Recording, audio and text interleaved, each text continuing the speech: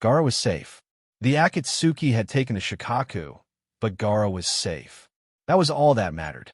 Naruto stared at his stoic friend, and a small smile crossed his face. It wasn't often that someone you knew died and then was resurrected. But Jinchurikis don't work inside the realms of normal logic. They are living reminders that they shouldn't be alive, that no matter what, they should have been erased years ago. Human sacrifices weren't supposed to last as long as they had. But this train of thought wasn't helping any, and Naruto knew that. Staring his friend in the eyes, Naruto raised his hand and offered it to Gaara. The redhead raised an eyebrow and used his sand to lift his hand and grasp Naruto's own firmly. "Thank you, my friend, for saving my life. I am indebted to you." Temari and Kankuro stood behind their brother with grins on their faces. It wasn't often that Gaara showed this level of respect and warmth to anyone. Naruto merely nodded his head and clapped his hand on Gaara's shoulder. "We have to go now, my friend. I'll see you again one day." As the rest of his group said their goodbyes and turned to walk away, a sudden cold feeling washed over Naruto, and he turned to look at the form of Gaara several feet behind him. A foreboding sense of premonition washed over him, and he didn't want to go home at the moment. Sakura, Kakashi, and the rest watched as he sprinted back over to Gaara and placed both hands on the Kazekage's shoulders, alerting many to how close they were and causing many to fall into defensive stances. The Godame Kazekage simply puzzled at the distressed look on his friend's face and unfolded his arms. "What else do you need, Naruto? Ask, and if it's in my power, I shall help you." "Gaara, I just had a bad feeling. I need you to promise me that if I ever need to, that I can come live here. I have a bad feeling about going back to Konoha, and I just don't know. Just say that I can come here if need be." A ghost of a smile crept onto Gaara's face, and he clapped a hand on Naruto's right shoulder as Naruto dropped his own. "Uzumaki Naruto, you are forever more welcome in Sunagakure. If you ever need help or refuge, we will welcome you with open arms." Naruto ducked his head, and a single tear crawled down his face. At least, if worse ever came to worse, he was welcome in Gaara's village. Raising his head, he looked past his insomniac friend to the people of Suna and saw nothing but smiles and admiration. He closed his eyes again and stepped away from them all. He turned his head while walking away, and in the tiniest voice that carried on the wind, he whispered, "Thank you all. I shall see you again soon." The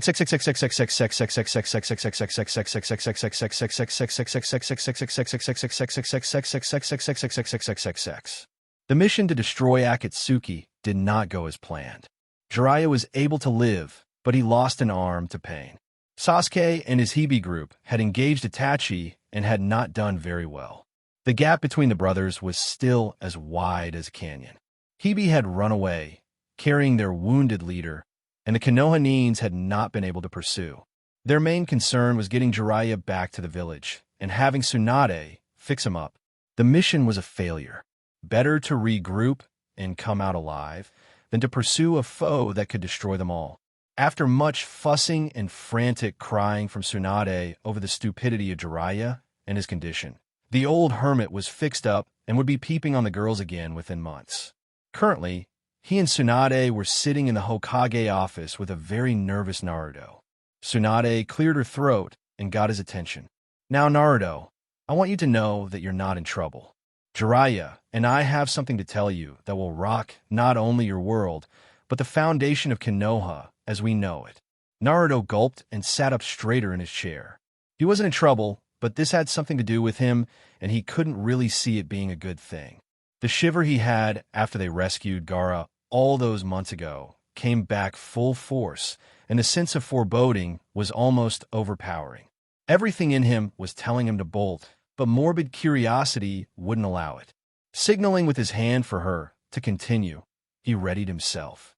"Naruto, this is about your parents, who they were, and what this means for you." A pin could have dropped and would have been heard with perfect clarity. The sound of inhalation broke the silence, and Naruto was seen gripping the handles of his chair so hard that his knuckles were white. "My parents? Who were they?" Jiraiya smiled at his apprentice, and he and Tsunade crossed the room to sit in chairs in front of Naruto. A conversation such as this demanded not that they be professional, but that they be compassionate to a boy who, for all intents and purposes, was like a grandchild to the both of them. Tsunade smiled and started again. Your parents, Naruto, were Namake's Minato and Uzumaki Kushina, two of the most powerful ninja this village has ever seen. Namake's, where have I heard that name before? It sounds so familiar. Jiraiya laughed and slapped the arm of his chair. It should sound familiar, Brat. That's the name of your idol, the Yondaime Hokage. My father was the Yondaime Hokage, but why was I never told? A sad smile came on Tsunade's face as she patted his knee. Your parents didn't want you to get a big head, Naruto, because of who they were. They were humble people and expected you to be as well.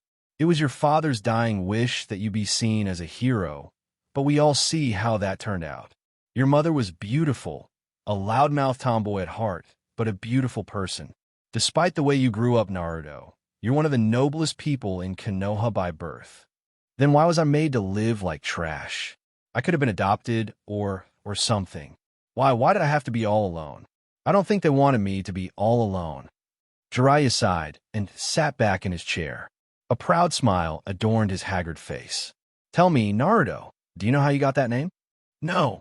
Your parents named you after a character in one of my books. I'm named after one of the characters in one of your perverted books? Great. That's just what I need to know now.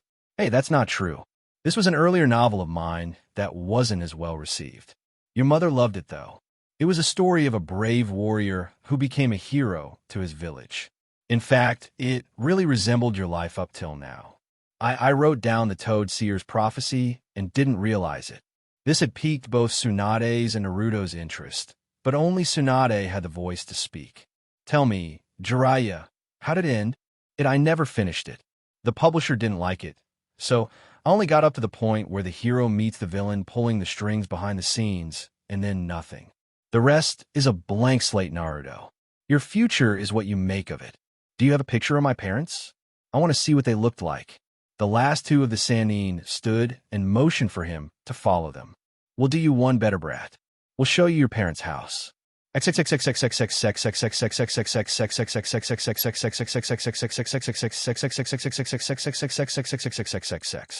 Stepping out into the sun, Naruto realized how warm it was and tied his jacket around his waist. The black t-shirt he wore was just a little tight and showed off his toned body. Naruto wasn't mindful of the looks he was getting, though. Today was one day he could care less. Today was the day he learned of his origins. Perhaps, just maybe, that premonition wasn't a bad thing after all. After marching through the village for what seemed like eternity, the trio stopped outside of a set of gates. Naruto stood in awe before his family's home, completely oblivious to the prodding of his two companions. Well, wouldn't you like to go inside and see what you have here? He merely nodded dumbly and padded after the two Sannin up to the door and inside. Looking around, he noticed that the fact that his parents were humble people was very apparent. Instead of a clan house, it was a very quaint 4-bedroom home, just big enough for a couple wanting to start a family. It was a very homey place with leather furniture and wood floors, a fireplace, and a larger-than-average kitchen. Naruto spun round and round, taking it all in. He heard Jiraiya sigh and turned back to his sensei. You know, the last time I was here was right before you were born. I was in a bit of a slump in Minato, and Kushina insisted that I stay with them until I was my normal, jolly self. I never seen them so happy, talking about what a great kid they were going to have. If they could only see the hellion you grew up to be, they'd have never been so upbeat. Tsunade and Naruto chuckled at his joke. Jiraiya was trying to be enlightening while sorting through his own memories. Your mother was beautiful, Naruto. Redheads are always feisty ones. You get your attitude from her. She never took shit from anybody, including me. She was always such a blast to be around. Minato, well, he's public knowledge. He was a prankster extraordinaire and a very powerful man. Of course, he wouldn't have amounted to anything without my training, but that's beside the point. I loved your parents as if they were my own children, and you, yourself, are my godchild. Then why didn't you come get me after it was all over? Naruto, I didn't step foot back in Konoha until that day you met me at the hot springs. You have no idea how shocked I was to see you. It was like looking at a fusion of Kushina and Minato, and yet I didn't want to believe it. You couldn't be real. If you were alive, it was a painful reminder of duties that I had shirked. I'm sorry, Naruto. It's all right, Ero Sennin. I forgive you. I know all too well that the past is painful. Besides, meeting you in that way was a lot more fun and exciting than being raised by you. The three shared a laugh and eventually quieted back down. As he wiped the tears from his eyes, Naruto's vision settled on a photo of a red-headed woman and a blonde man, both in jounin uniform. Is that them? Tsunade nodded and Naruto took the photo off the wall and sat in a chair, staring at it intently. He was indeed the vision of his mother in the face, while his hair and build resembled his father's. His chest began to ache, and he had to set the picture down before he dropped it. Tsunade sat beside him and wrapped her arms around his shoulders. Now, don't cry. We have a lot of exploring to do, and not much time to do it. We have a meeting with the council soon, and you have to be there. What? Because we're going to reinstate you as the last naruXaku. We have your father's and mother's will, your birth certificate, and several affidavits that say you are who you are. Unfortunately, for you to be reinstated as a clan after so long a period of inactivity, we'll need a majority vote from the council. After all, you've been registered as a ward of the state and an orphan since your birth. We have a lot of work ahead of us. Jiraiya nodded his head and clapped a hand on his shoulder. Just know, boy, that you've done a lot of good in your career as a ninja. Not many can do what you can. You're an asset to the village, and unless there are a lot of bigots and grudge holders on that council, then we'll have no problem. Now, what say we investigate the rest of this house? Naruto nodded and followed after them, a small frown on his face. That bad feeling was back again, and this time it was threatening to consume him.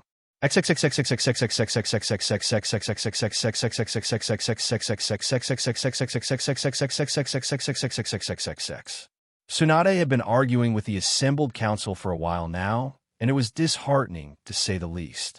Despite all the evidence, despite his shining military record, despite all he had done for the village, some still held a grudge against the fox and still saw him as the monster inside him. Jiraiya was ready to blow any second. This is how they treat not only a fellow shinobi, but also a child of noble birth. Gritting his teeth, he seethed to himself. If this had been Uchiha Sasuke, they would have kissed his ass so fast. Naruto sat against the wall by the door, his head hung low. This must be what the feeling meant. He was denied his heritage. All that belonged to him was lost. He could care less about the land or the house. Those were superficial things. He wanted the memories that belonged to him that were inside. The pictures, the books, the scrolls, his family heirlooms. He wanted his parents' legacy, and he was denied that. He had stopped listening after their vote came up negative. Tsunade was in a rage.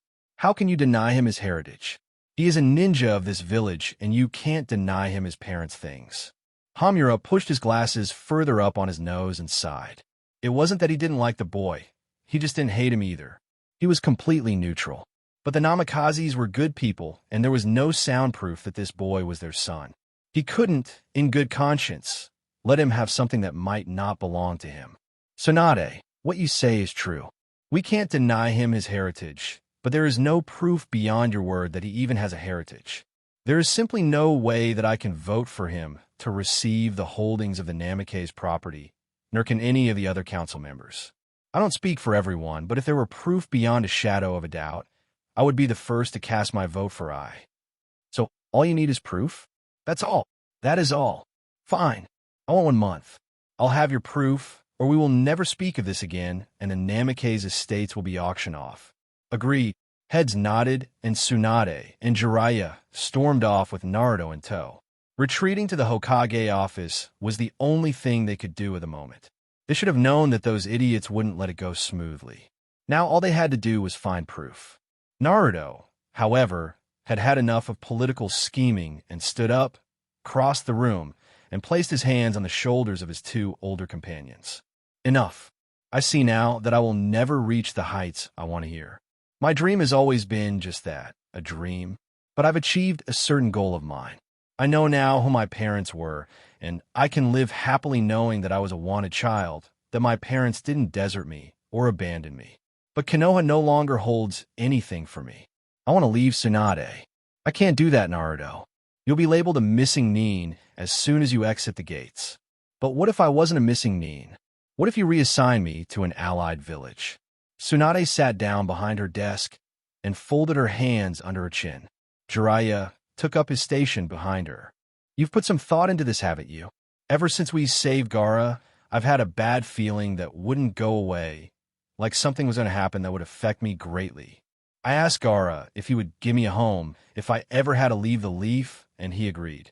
Please, Bachan, don't make me stay here where I'm not appreciated. But Naruto, we appreciate you. Don't leave because of this. We'll fight it, and we'll make it right. Naruto shook his head and smiled sadly. Bachan, I'm not stupid. I know that the council is against me. I don't have a future here except to die for a village that doesn't appreciate me. Do you know that I've never had a day go by here that I haven't been glared at, or insulted, or threatened with violence just for breathing? Do you know what I found in Suna? Know what? Acceptance, adulation, fellowship. I'm just one ninja, Tsunade, and I'm not the best. I'm powerful, but I know my shortcomings. I'm brash and loud, and I don't think things through. Maybe in Suna, I can find myself, and I'll see you again one day, a better ninja and a better man. Please, Bachan. Tsunade swiveled her chair so that he couldn't see her face. Tears cascaded down her cheeks as she looked at Jiraiya pleadingly, as if asking him what she should do. He had no answer but a frown and a knowing nod, to which her tears seemed to redouble. It was true what Naruto said. He had no future here. He had no life. At least there, in Suna, the people didn't glare at him, they didn't hate him. And he had friends there, genuine friends who knew who and what he was. A happy thought flitted through her mind. Maybe there he'd find love from someone who was as strong as he was, in mind and body. No one here would let their daughters near him, and his crush seemed so far away. Yes, perhaps this was for the best. She swung the chair back around and gave him a teary grin. Well then, when do you want to leave? I want to do some things first. They may have denied me my heritage, but I'm not leaving without a few things that are rightfully mine. Council be damned. I want my family scrolls, I want my family's pictures, and I want my father's coat. The rest you can do whatever you want with. Jiraiya raised an eyebrow at his demands. And how do you intend to get all that, Brad? I'm going back with you 2-1 last time. I'm taking several sealing scrolls, and I'm putting my family's things in them. Tsunade nodded her head, but then a fear crept into her mind. Naruto, those scrolls are important to the village. How do you intend to take them out without it being seen as treason? I'm going to make copies of whatever is written in them. We'll retrieve them and bring them here to the Hokage office, where I'll make copies, and then we'll go see the council again and announce my transfer. They'll want the scrolls, you understand. Naruto set his mouth into a snarl and slammed his fist on the desk. They can't have them. Family scrolls are for family only, and if there are no Namakazes left in Konoha, then the scrolls need to be destroyed. I'll burn them myself, if need be. I see. If you can't have your rightful property, nobody will. I like that, Brad. You know they'll throw a hissy fit, right? Like I give a damn. I don't care what they think anymore. Tsunade leaned back again and opened her desk drawer, taking out a bottle of sake and 3 dishes. Jiraiya and Naruto both raised their eyebrows while she uncorked the bottle and poured the sake into the dishes. Lifting hers, she bade the two to pick theirs up. Jiraiya did so with a grin on his face, but Naruto looked apprehensive. Tsunade sighed and thrust the dish into his hand. I wanted to have a drink with you when you were older, but I may not get that chance now. You're going to drink with Jiraiya and me, and you're going to like it. We need to get good and shit-faced before we go about destroying important documents tomorrow. The 3 lifted their dishes and clinked them together before downing them. Naruto coughed and sputtered, drawing laughter out of his 2 older drinking buddies and prompting them to utter at the same time. Lightweight.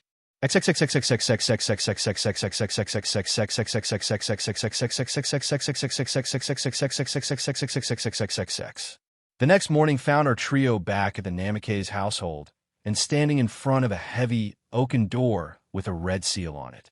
Tsunade and Jiraiya had thrust Naruto to the front and stood behind him while he faced the wooden gate to his desires. Looking over his shoulder, he asked for guidance on what to do. Jiraiya huffed and smacked him on the head. All those years of studying seals didn't do jack squat with you, did it? It's a blood seal, you moron. Cut your thumb and run the blood across the seal, and the door should open. It'll only do this for a person of Namikaze blood, though. A light bulb seemed to come on in Tsunade's head. Wait, if that's true, then that's how we can prove his heritage. They'll have to believe us then. Naruto sighed and turned around as he bit his thumb. You know as well as I do, it's a futile effort, Bachan. They don't want me to be a Namikaze, and they'll probably say something stupid like the demon altered his blood to that of the Hokages or some shit like that. Let's just do what we came here to do and copy them at your office. Without another word, Naruto swiped his thumb across the seal, and it glowed a bright red before the door swung open, and a musty smell came from the now open room. Coughing slightly, the three made their way in and stared in awe at the large amount of scrolls in the vault. Minato was a lover of knowledge, and his library could rival that of the Hokage Tower. Kushina undoubtedly had her own stash in here, but the majority was Minato. Naruto smiled as he looked around. His parents were definitely knowledge hogs. Deciding to forego those thoughts for the moment, he turned to his companions and tossed them some scrolls. What you waiting for? Get to sealing. Several hours later, the three had gathered every scroll in that library and were headed back to copy them all. Naruto looked at Tsunade and Jiraiya and sighed. He needed to do something to thank them for their help before he left. Suddenly an idea came to his head. Hey, tell you what. As thanks for helping me do all this, I'll buy you whatever liquor you want, my treat. What do you say? If their eyes could have lit up any more, he'd have been afraid their heads would catch on fire. He was soon shoved off to the nearest liquor store with a list as long as his forearm. Perhaps offering to buy for them wasn't a good idea. The copying process went very smoothly. After sitting there copying for about an hour, Naruto had gotten bored and summoned several clones to keep going while he took a break. Tsunade soon caught on and sent several as well. She wondered in the back of her mind if that applied to Hokage paperwork too. Jiraiya, with his one arm, had to concentrate hard to get just the right amount of energy, but was able to make 2 clones to take over his workload. The rest of the evening was spent with the three getting drunk off their asses, while Tsunade sent a message to the council to meet again in 3 days.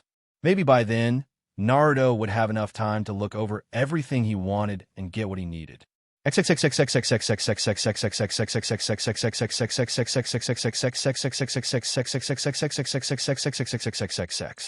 Tsunade entered the council room with Jiraiya and Naruto following closely behind her.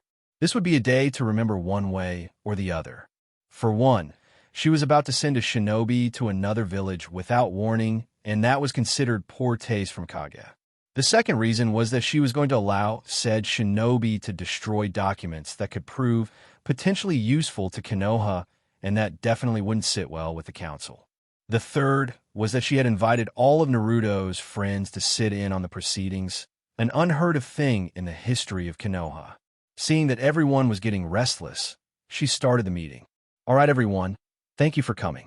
We are here once again to decide whether or not you will allow Naruto to take up the name Namikaze and take the seat for that clan on this council. Last time you voted nay. What say you all this time? Hamura, having been named the representative after his speech last time, stood and addressed the Hokage. Have you come across any new evidence to support the claims that one Uzumaki Naruto is indeed the son of Namikaze Minato and Uzumaki Kushina? A collective gasp was heard from the section where his friend sat. Several murmurs were heard about how he did look like the fourth, and that maybe he was somebody. Naruto grimaced when he heard that. It was as if you couldn't be somebody unless you were from a clan around Konoha. Tsunade shook her head. No, we haven't found any new evidence. Now what say you? The vote went around, and it came up nay again. Tsunade sighed and hung her head. This sealed the deal. Very well. Uzumaki Naruto may never take the name Namikaze then, and the property shall be sold off. This is the final decision of this council, and may not be overturned. I shall now allow Naruto to take the floor, as he has something of interest to tell you all. Naruto, he nodded his head and walked to the front of the room. Taking a rather large scroll from his back, he bit his thumb and swiped it over the length of the scroll, dumping out several more on the floor. Bending his knee, he picked up one and passed it to the council member closest to him. These are the family scrolls of Namikaze Minato and Uzumaki Kushina. As they are family scrolls, they cannot be allowed to fall into the hands of any untrustworthy people either in or out of Konoha. I have brought them all here to destroy them in front of the council, that they may never be used for ill. All the council members blanched at that and began to call out. Hamura raised his hand, calling for silence. Whence did you come by these scrolls, boy? These were locked away in the Namikaze household, protected by several blood seals and traps. Only one who was of the Namikaze bloodline could. The old man's eyes grew large enough to bug out of his head. He lifted his gaze and locked eyes with Naruto, who had a sad look on his face. You really are. Before he could finish, Naruto had raised his hand and started speaking again. No, I am not. That was the supreme decision of this council. There are no Namikazes in Konoha anymore. Therefore, these scrolls must be destroyed, and any evidence that could be used against the village must be destroyed also. I, myself, am no longer a part of this village as of tomorrow morning. I am being transferred to Suna, where I will take up station as a Sunanin under the orders of the Go-Dame Kazekage. I'm only here to tell you of this myself. Everyone stood up and began shouting that he couldn't leave. He was the last Namikaze. It was foolish, he thought, that they would say this after a supreme decision. It couldn't be taken back. Besides, his mind had been made up. With a few quick hand signs and a cry of Katan, Gokaki no Jutsu, he incinerated all the scrolls, amidst a chorus of howls of anger. He felt a slight pinch in his heart as he destroyed his father's work, but took solace in the fact that only the originals were lost. His parents' work would live on through him. He turned to the council member who clung to the tiny scroll and held out his hand. He scowled when the man jerked back, cradling the scroll as if it were precious. You come in here and destroy our mightiest Hokage's work and expect me to give up the last thing we may have of him? I don't care if you were his son. I won't. He never finished what he was about to say because Naruto had leapt over the table and slammed him against the wall. His fangs bared, he snatched the scroll from the man and tossed it onto the bonfire in the middle of the room. Never say I'm his son. You idiots all denied me that right, and I shall never forget it. I'm going to Suna now, a place where I hope I'll be appreciated. You won't have to put up with the demon brat anymore. You won't have to put up with Uzumaki Naruto anymore. I quit. He dropped the man and walked out of the room, heading towards his apartment, where he hoped to prepare to leave in the morning. He heard the sound of footsteps behind him and turned to find his ex-teammate Sakura and the rest of his friends. He didn't want to see them right now, but then again, no time like the present. Sakura had decided she'd speak for the group. Naruto, you can't just leave. What will we do without you? The same thing you did when Sasuke left. Carry on. Don't worry about me. I'm going to a better place. Neji took his turn. But aren't you the one who told Sasuke that he didn't need to leave the village to become strong? You're running away from your problems, Naruto. Don't you dare compare me to him. Sasuke never had to put up with the crap I did. He wasn't hated for something he had no control over. He wasn't ostracized. I'm going to a place where I'll be appreciated for what I can do, not hated for what I never did. I'm sorry, but you'll all do fine without me. You did fine when I left the first time. Hinata walked to her crush for what she thought could be the last time. Making her way slowly forward, she wrapped her arms around his neck and sobbed against his chest. Naruto smiled and looked down at the shorter kunoichi. She was always so kind, if only he didn't have to leave. But alas, things never go as planned. Hinata, don't worry. I'll see you again someday. Promise me that in that time you'll get stronger. She looked back up at him and gave him a shaky smile, nodding her head. She didn't trust her voice at the moment as she slunk back beside Kiba and Shino. Naruto looked at the rest and did his best to keep his voice steady. Neji, I'm sorry, but I'll have to break my promise to you. I won't be able to help you change the Hyuga. I expect you and Hinata to do it in my stead, though. Lee, I'm sorry I won't be around to spar with you anymore. Tintin, I'm sorry I never got to know you better. Shikamaru, Chuji, I want you two to take care of yourselves and Ino. Don't let Asuma's sacrifice go to waste, and take care of that kid of his. Shino, Kiba, take care of Hinata, please. She needs your support more than ever. And Sakura, you'll have to try to find Sasuke on your own with Kakashi. I'll send whatever info I can on him, and if I see him I'll try to subdue him, but I'm not making any more promises. I'm sorry guys, but this is goodbye. He turned on his heel and left the pack, his heart breaking into pieces. He always hated saying goodbye to people, and now it felt like the weight of the world was on his shoulders. He had people who depended on him here, but they were all strong. They'd get along without him. The group stood and watched him fade away into the evening, and one by one, they began to walk off. The last to leave was Sakura. She couldn't believe that yet another of her teammates had left her all alone. She walked home, sobbing to herself, and thinking that if only he hadn't been denied what was rightfully his, this may have never happened.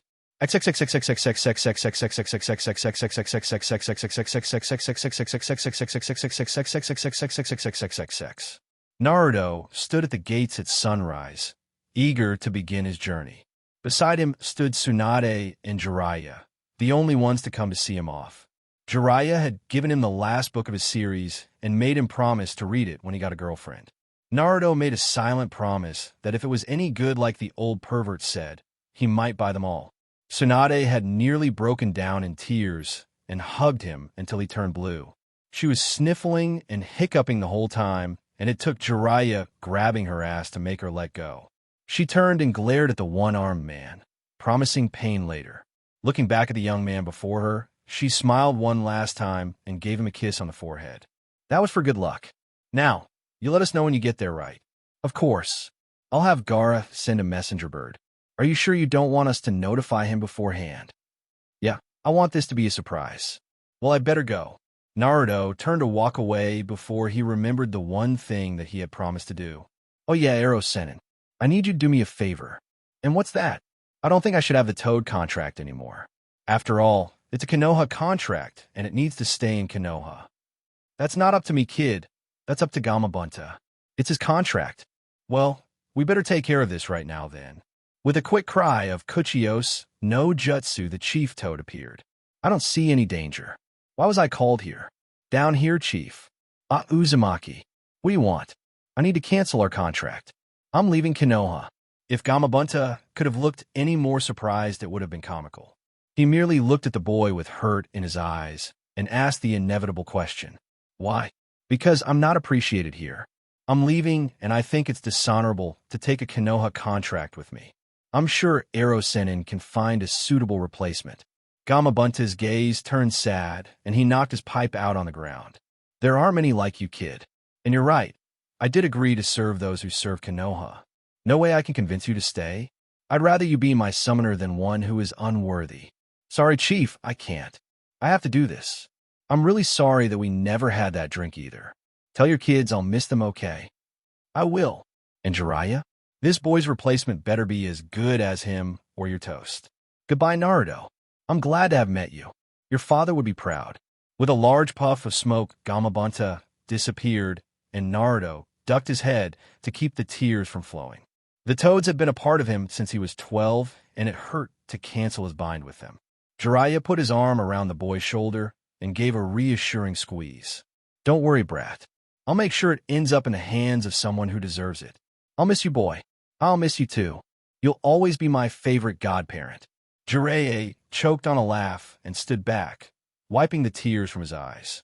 Tsunade stepped forward for the last time and wrapped him in a hug. I'll miss you, Naruto. I really will. Come visit sometime, okay? I will, Tsunade. I most definitely will. And next time, you're buying sake, okay? She laughed and stepped back beside Jiraiya, who put his arm around her shoulder for support. For once, Tsunade didn't berate him. She just leaned in and took what she could get. With a wave over his shoulder, Naruto was gone into the coming light. They watched him until he faded away, his white coat melting into the morning sun. It was like looking at the back of Minato all over again.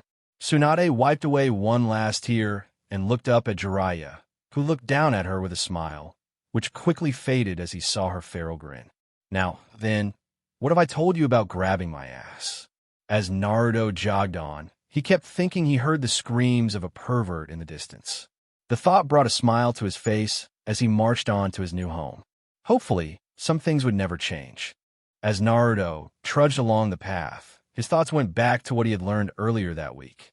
His parents were good people, honorable people, and they had loved him. He was not happy with his father's decision to stick a demon inside him, but it was a hard thing for a man to decide to do. Do you decide that the life of your child is worth more than an entire village, or do you take the adage that the needs of the many outweigh the needs of the few to heart? It was a troubling question, and he didn't know if he had an answer to that. His father had been in a compromising position, and if he were placed in the same, he didn't know what his solution would have been. People stared at him as he passed them by. He had forsaken his orange jumpsuit. It was a reminder of what he had left behind in Konoha, a childhood that needed to end as soon as possible. It was time for a fresh start, and he had started that with a change of clothing. Wearing beige baggy pants, a black long-sleeved shirt, black sandals, and his father's battle coat with the sleeves shredded, he was quite an imposing figure.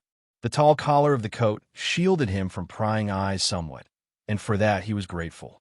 He wasn't out of fire country yet, and there were undoubtedly some people from Konoha who would recognize him. He shifted the pack on his back and straightened up slightly. It was hard for him to cancel his contract with the Toads, but he felt it needed to be done. That contract had been in Konoha for quite a while, and it just felt wrong taking it away. Even if Jiraiya never found someone to summon them again, the contract would stay in the vaults until someone was deemed worthy. He mourned the loss of his friends from the Toads, but it was for the best. He wanted a fresh start in everything. Perhaps he'd find a new contract somewhere, and it would rival the Toads in power. After a couple days of walking, Naruto found himself at the border of Fire Country and River Country. He grimaced when he remembered that that was where they had found Gaara dead on the ground with Deidara on top of him. It was not a happy memory, even if his friend was saved in the end. It was just a reminder that those bastards were still out there, even if they were weakened at the moment. He growled deep in his throat, and some people walking by him turned and stared. He didn't notice and just kept walking. Thinking about Akatsuki wasn't going to help any. He needed to keep his thoughts about him and look toward the future. He stopped about halfway through River Country for the night and made camp. He suddenly wished he hadn't been so hasty in giving up the Toad contract. Gamakichi would have made a good companion on the trip. He sighed and rested his chin on the folded arms supported by his knees.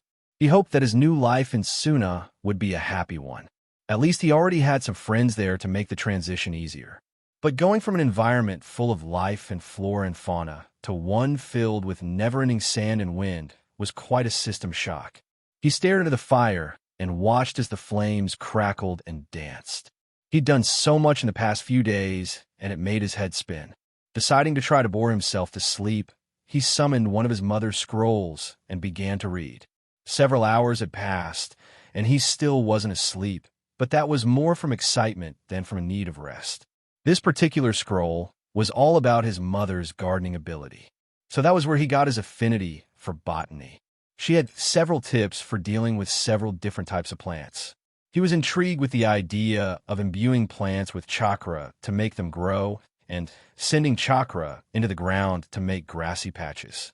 If he saved up enough money to buy a plot of land in Suna, that would most definitely be a useful tactic. Snapping the scroll shut, he lay down and was soon asleep. Morning came earlier than he wished, and he went about his morning ritual. He got out the picture of his parents and prayed that their souls were safe. He had heard over the years about the fate of his father and only hoped that Kami would have mercy on his and the other Hokage's souls. It wasn't fair that such noble men were forced to suffer while monsters such as Akatsuki roamed the earth with no repercussions. He ran his fingers over the faces of his mother and father and let a single tear fall. His dream now, besides living a full life and having a family, was to meet his parents in the next life. He stared at the faintly twinkling stars in the morning sky and wondered if perhaps two were his parents. Shrugging off those thoughts, he wolfed down his breakfast of fruits and bread, sloshing it down with water. He used a Doton jutsu to bury the remains of his fire and cleared away any evidence that he had been there. Shouldering his pack again, he continued down his path to Suna. He felt a familiar feeling the closer he got to the border, and soon realized that he was close to the cave where the Akatsuki had taken Gaara. He shivered and shook himself to rid himself of the feeling. He didn't ever want to go back to that cave. He imagined the remains of Sasori were still there, what little humanity he had left rotting away with the ravages of time. Yes, he would definitely avoid that place. Soon the greens of river country began to fade, and the sands began to creep in. He had looked down when he heard the first crunch of the granules under his sandals. This was his new home. When he was truly in the country, actually in the desert, he had stopped and sniffed the stifling air, trying to acclimate himself to the heat and bareness.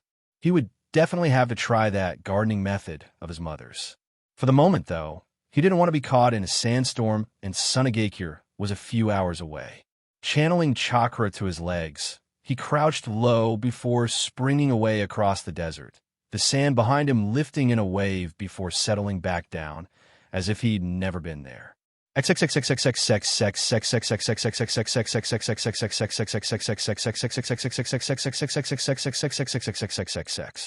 Gaara sat in his comfy chair, glaring at the mountains of paperwork that lay before him. He had taken the job to attain that which Uzumaki, no, his friend Naruto, had in spades. The power of caring, the power of forgiveness, the power of making a friend and protecting those he thought precious. He wanted to be someone of import, someone precious to the people, and he wanted to protect them. He stared hard at the papers and tried to incinerate them with his eyes. It was no use. This was how the people thanked him for being the Kazekage. They gave him multitudes of paperwork and expected him to sit in an office all day. He sighed as he sat back. He probably had lost control of his sand by now, sitting in this damnable chair all the time. For some reason, his thoughts swung to his one true friend in the world. Uzumaki Naruto was, is, and always will be an enigma to him. The boy was truly too forgiving in his opinion. He smiled when he thought about their first fight.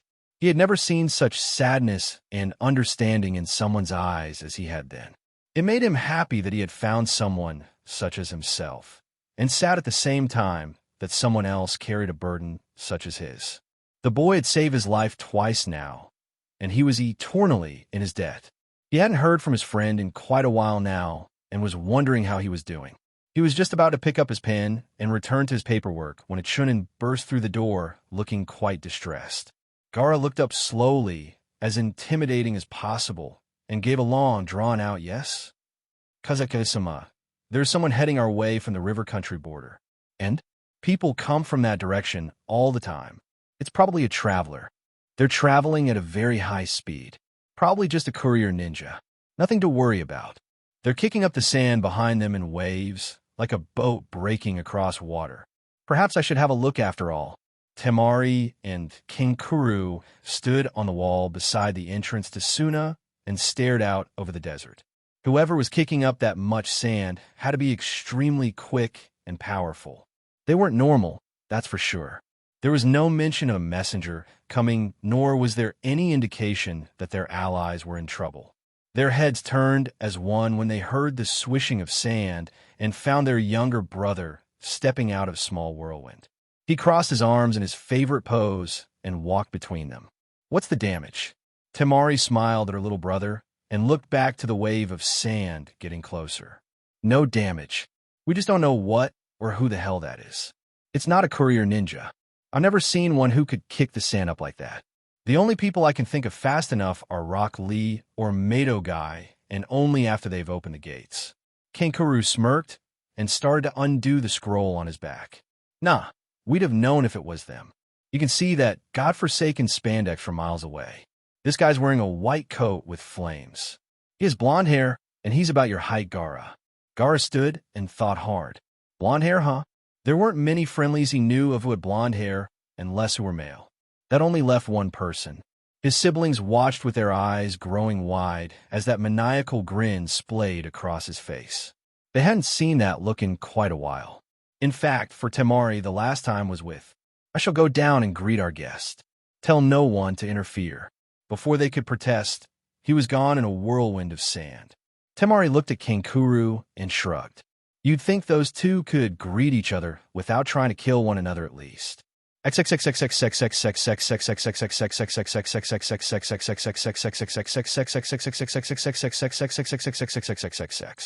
Naruto began to slow when he saw the tops of the buildings of Suna over the last sand dune.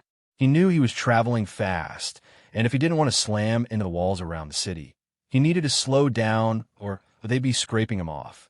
He wondered if they had seen him coming when a blast of sand erupted in front of him, and he instinctively threw himself to the side, rolling on top of the sand and coming to a stop on one knee.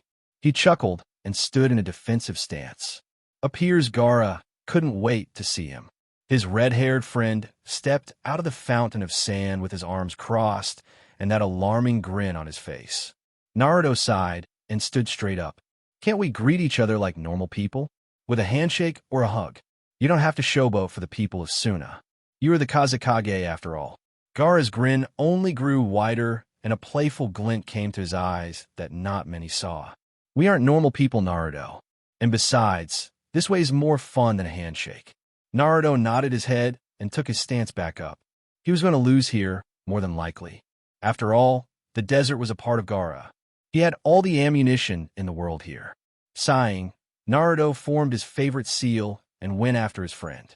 Above on the wall, most of the shinobi of Suna watched as their Kazekage decimated his friend.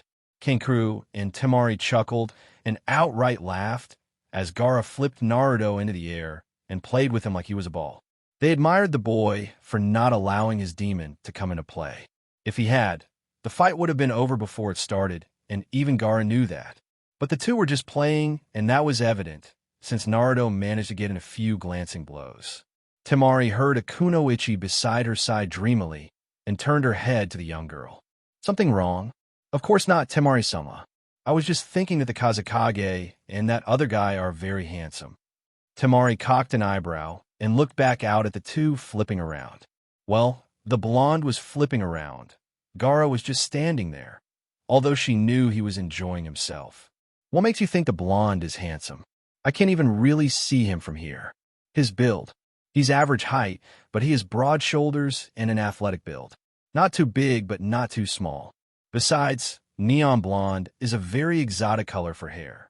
I wonder if it's natural. Temari didn't answer. She just turned back to what was left of the fight.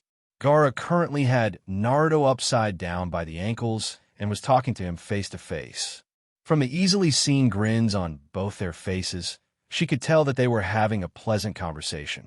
Suddenly, the upside-down blonde stuck his tongue out and disappeared in a poof of smoke, and the real Naruto sprang up from the sands and put Gaara in a headlock, while giving him a noogie. Throwing her hands up to her mouth to choke back the laughter didn't help, as Kankuru and her howled while the rest of the Sunanines sat in awe at the man manhandling their Kage. Gaara had changed much in his time since the Shikaku was taken from him. While in front of his people he was still the cold, emotionless bastard he was from his youth. Around friends and family, he could smile a little and relax. It helps when your best friend is a hyperactive idiot hell-bent on everyone having a good time. Their rough housing completed, the two stood and Gaara brought them over the gate on a platform of sand. Naruto felt a little uncomfortable with all the eyes on him until he remembered that no one in Suna hated him that he knew of. He was about to say hello when he found himself enveloped in a hug from Temari. Welcome back to Suna, Naruto. I hope you plan to stay for a little while. I've actually come to talk to Gaara about that. We're going to his office at the moment. Sorry, but I'll catch up with you two later. Me and the insomniac have things to discuss. Gaara muttered under his breath that he was standing right there as he and Naruto shunshined into his office. Naruto took in the unassuming room and smiled. If everything went as planned, this is where he would be receiving his orders from now on. He turned to his friend, who had taken up his station again in that comfy chair. Gaara motioned for him to sit, and he let himself melt into the leather chair. So, to what do I owe this honor, Naruto? You don't make it a habit of visiting without reason. Naruto took a deep breath and looked the Kazekage in the eye. He told him the whole story behind his leaving, who his parents were everything. At the end, he decided to drop his bomb. I want to become a Suna shinobi. A Simba needle could have dropped and Gaara wouldn't have noticed. This was almost unheard of.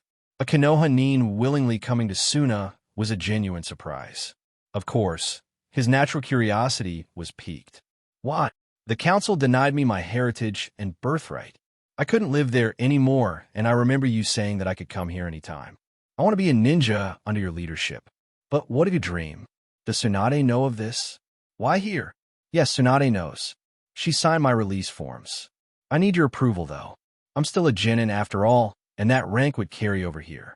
I guess I'd have to take the Chunin exams again. No, you wouldn't. I'll make you a Chunin right now. But Naruto, what about your dream? Dreams die, Gaara. I have a new dream now. I have my family heirlooms and scrolls, and I want to start my own family. I'll make a new clan, and it will rise here in Suna. That is, if you'll let me. Of course. I'll notify Tsunade immediately. Do you need any time before you take up duties? Just a little. I have a fair sum of money saved up, and I wanted to buy a plot of land if I could. I just want to relax for a bit and read through my parents' scrolls. I want to know them a little better. Well, until you're ready, you may stay in my family's compound. Temari and Kankuru still live there, and I don't think they'd mind you staying. I'll have to warn you not to eat Temari's cooking. She's a horrible chef. Kankuru's passable, but not by much. If you're a better cook, I suggest you offer if you don't want to starve to death. Thank you, Gaara. I promise you I'll never let you down. The two stood and shook hands before Gaara summoned Temari to escort Naruto to the Sabaka compound. As the two blondes left, he smiled and sat down while writing his letter to Tsunade. You've never let me down before, you idiot. I don't expect you to now. Now the question is, where to put a new Chunin?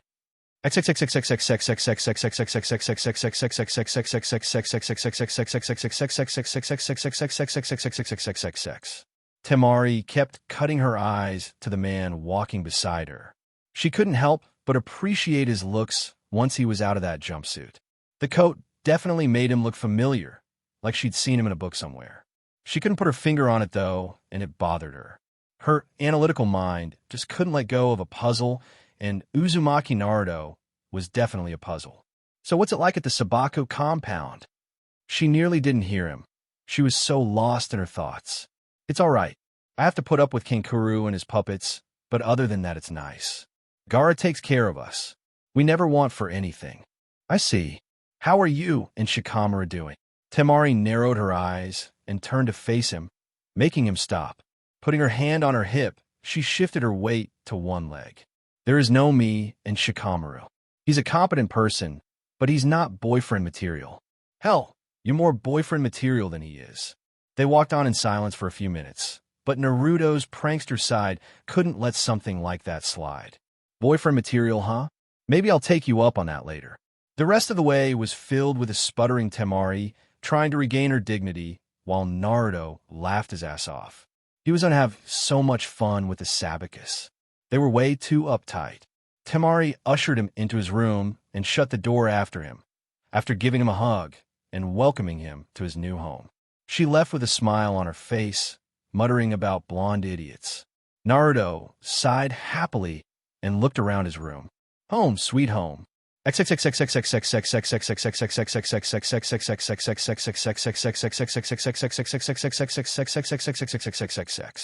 Gaara, meanwhile, was putting the finishing touches on his message.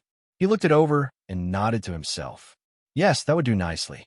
Tsunade-sama, I accept the enrollment of one Uzumaki Naruto in my ranks of Suna shinobi. I believe he will make a wonderful addition, and I thank you for giving him the option to come here peacefully. Worry not, my siblings, and I shall watch out for him and make sure he doesn't get into too much trouble. I am sorry for your loss, as he is one of your best shinobi, but from what I have heard, most of Konoha will not mourn. One man's trash is another man's treasure after all. Please send all records of him via courier as soon as possible. I thank you again, and please do visit sometime. Naruto would like that, I'm sure. Go Dame Kazekage. Sabaka no Gaara. He tied the message to a bird's leg and sent it off toward Konoha. Life was definitely going to get more interesting with Naruto here. As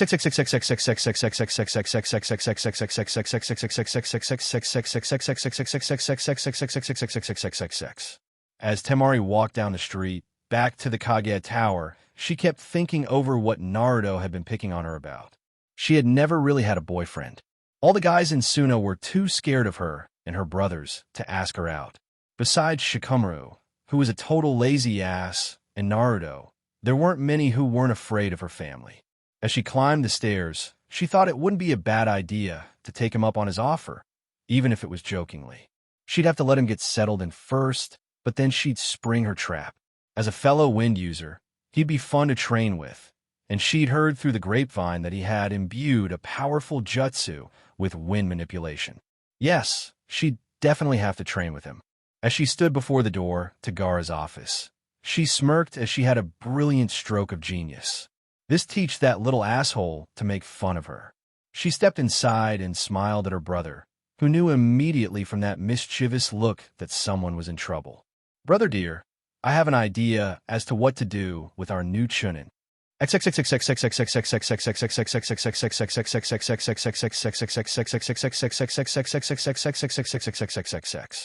Naruto sat in his room alone, reading a scroll into the waning hours of the night. Gaara had stopped by earlier and said that he had sent a message and would give him a week to get settled in before he would be assigned to his new post.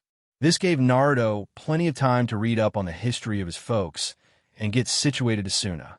Gaara's only request was that he eat lunch with his Sand siblings every day.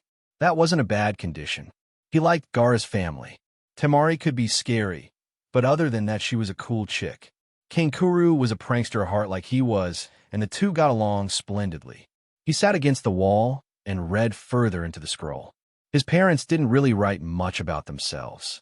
It was mostly about their techniques, but any good ninja could garner much about a person from just that. His father was not a meticulous person. His writings flitted here and there, with attention only paid to the big things, like how to do this or that. His mother was painstakingly accurate about everything, and he admired her for that. The two seemed to be polar opposites when it came to paperwork, but apparently, when it came to life, they had the same philosophy. Live hard, love hard. He sighed and banged his head against the wall. If only they could have lived.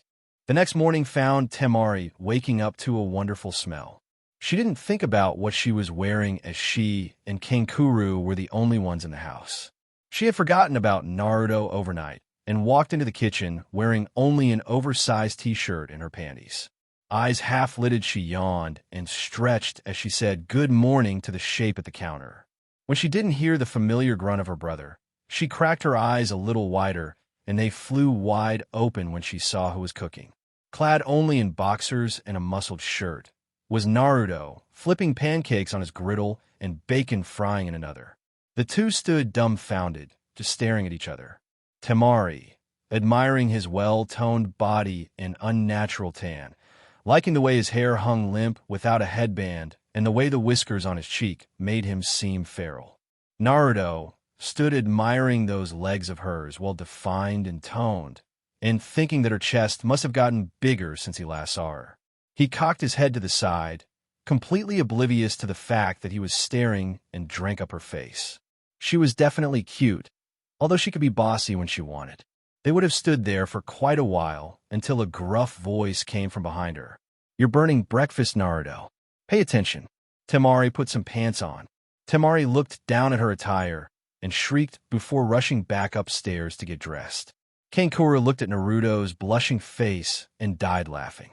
It was going to be so fun teasing those two. He accepted the plate that Naruto handed him and smacked his lips appreciatively when he took his first bite. "This is really good, dude. Temari can't cook this good." "Shut up, asshole." She appeared at the door again, this time in her black battle kimono. She glared at the blonde boy, who blushed again and turned back to the stove. She smirked at his back and sat down at the table, looking longingly at Kankuru's plate. He eyed her and put an arm around it protectively. "Wait your damn turn. This grub is mine. You could share, you know. I'm older than you. Not on your life.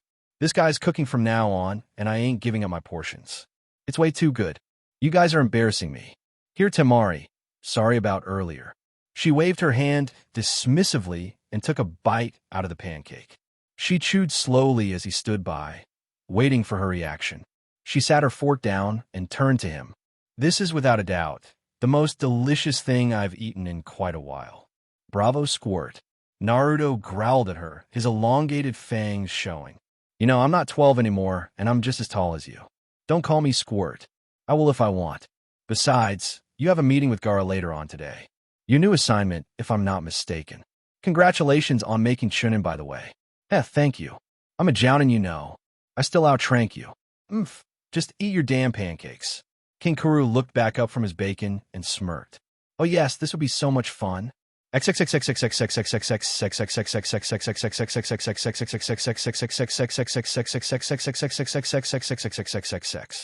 Naruto walked up to Gaara's receptionist and smiled at her. She blushed when she saw who he was and gave him a shy smile in return. Can I help you? I'm here to see Gaara. I hear he has something he wishes to speak to me about. Ah yes, Uzumaki-san, go right on in. He's been expecting you for a while now. Thank you. As soon as he had closed the door, he was pinned to the wall by a blast of sand, and Gaara stood before him. I hope you don't expect me to accept tardiness here, Naruto. I won't have you turn into that worthless sensei of yours. Naruto laughed and struggled against his bonds before Gaara let the sand recede. I cooked breakfast this morning and had to listen to your sister give a lecture about not being a pervert. What did you do to my sister? We may be friends, Naruto, but I didn't do anything. She forgot I was there and walked into the kitchen wearing a t-shirt and panties. Your sister is gorgeous, by the way. I can't help it, she's forgetful. Indeed. Now sit, if you please. Once they were settled in, Gaara took up his arms cross pose. I sent off the message that you had arrived to Tsunade last night. I requested all your records, and they should arrive soon. Now, then, I have called you here because of your new assignment.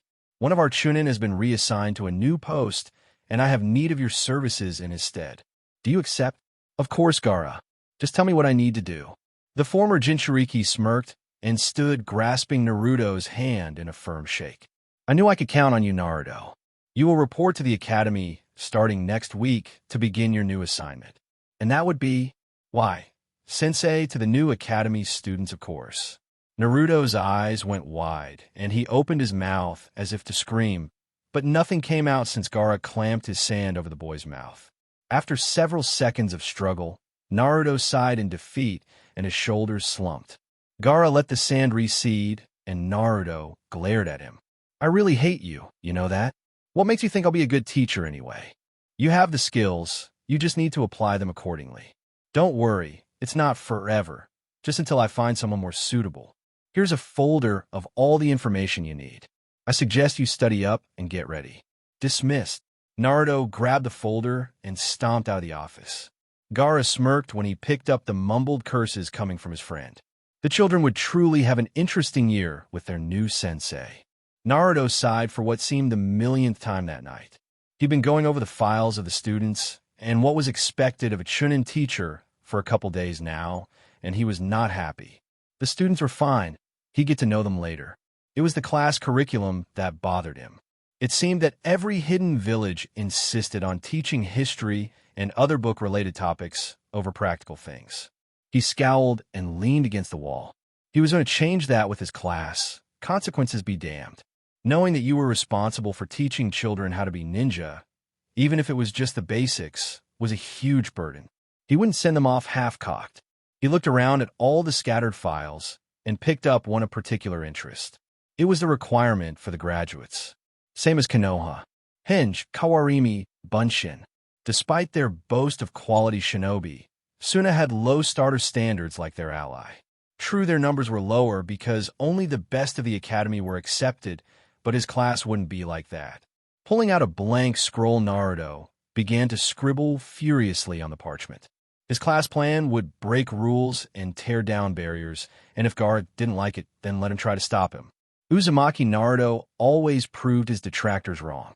Naruto straightened himself out as he walked toward Gaara's office. Clad in his beige pants, black shirt, and battle coat with his Chunin vest beneath, he cast quite a shadow. He nodded his head to the receptionist and knocked on the door. He tugged on his vest again and smiled. Temari had wanted to be the one to present it to him, but Gaara reserved the right of the headband for himself alone. A monotone voice bade him to enter, and Naruto stepped inside. Gaara took in his friend's appearance and nodded approvingly. While I appreciate the change of color, I don't think your father would have approved of you tearing the sleeves off his coat. Yeah, well, it gives me a better range of movement.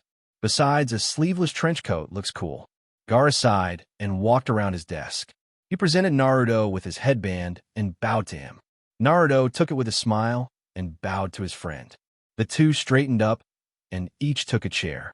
As Gaara made his way back to his comfy leather chair, Naruto tied the headband around his arm. He liked his hair better down anyway. Congratulations, new Chunin of Suna. I am proud to welcome you into our ranks. You don't need to say all that, Gaara. Shut up, idiot. I'm obligated to. Now where was I? Oh yes. The speech continued on for nearly 5 minutes in Gaara's drawling monotone, and Naruto was sure by the time it was over that the former Jinchuriki had only said the speech to make him mad. His eye twitching madly, he tried to keep his voice calm. Is that all, Kazekage-sama? Gaara frowned and the sand behind him swirled up. I thought I told you not to call me that. I thought I asked you not to say all of that spiel.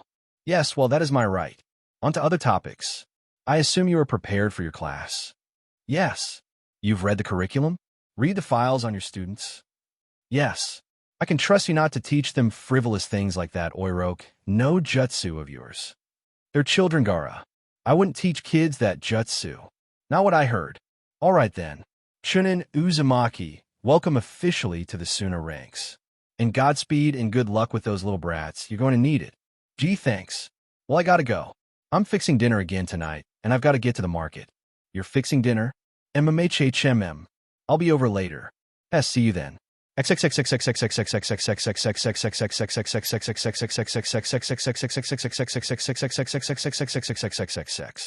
Naruto hummed as he stood over the stove. Cooking had become something of a nerve soother for him, and it relaxed him greatly. It was a plus that everyone enjoyed his cooking.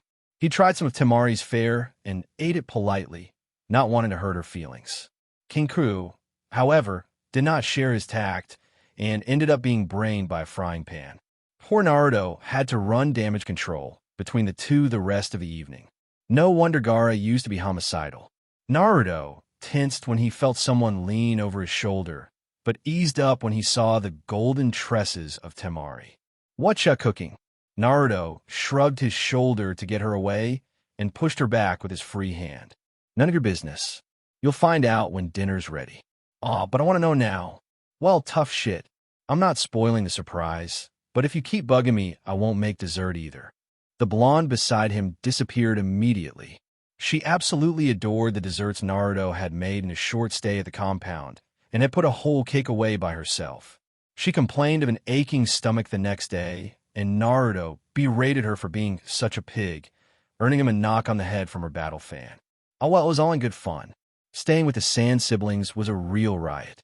He chuckled to himself and tasted what was in the pot. Needs more salt. An hour later, Gaara showed up with Baki in tow. It was a good thing that Naruto made unusually sized portions. Between him and the Sand siblings, food never lasted long. As the four made small talk in the living room, Naruto began to set the table. Putting his fingers in his mouth, he let out a shrill whistle. All right, soup's on. The four appeared at the table so fast Naruto thought they had used Shunshin. With a quick Itadakimasu, everyone dove in. Naruto waited to see what they thought before he dug into his plate. Baki sat up straight and swallowed his mouthful before smiling at Naruto. This is very good Uzumaki. Much better than anything these three ever came up with. Shouts of indignation came from King Kuru and Temari while Gaara just grunted and kept eating. No use arguing if the food got cold. Once everyone was done and patting their bellies, Naruto retreated to the kitchen and came back with a covered dish.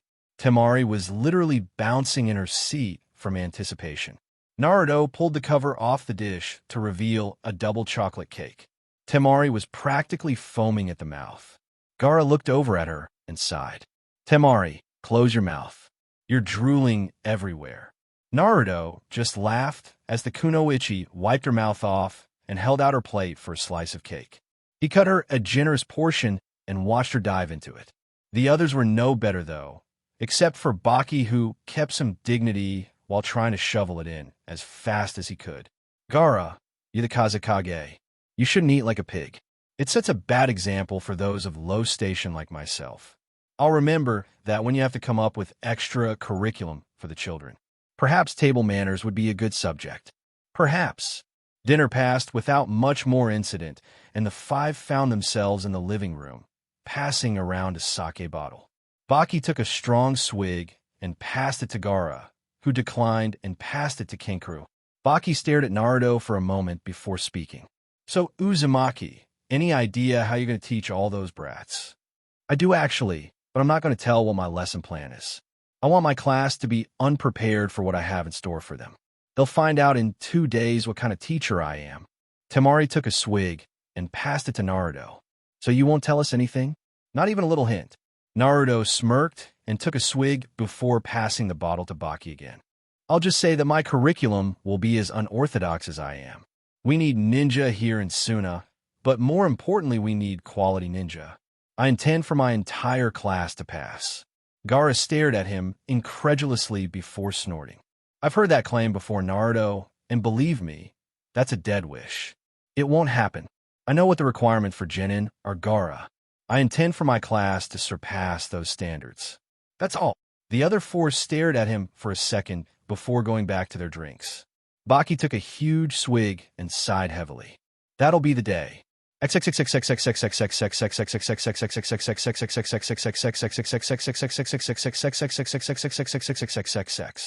Today was doomsday. Naruto groaned when the alarm clock went off and took a swipe at it, sending it across the room and into a wall. He sat up and looked bleary-eyed across the room before settling on the scrolls still spread out on his bed. He rubbed his eyes furiously and mussed his hair.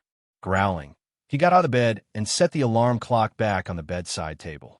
With a sigh, he got dressed in his now normal attire before going downstairs to start breakfast. Temari would be up soon, and Kankuro would follow. Naruto was lost in thought as he flipped the omelet.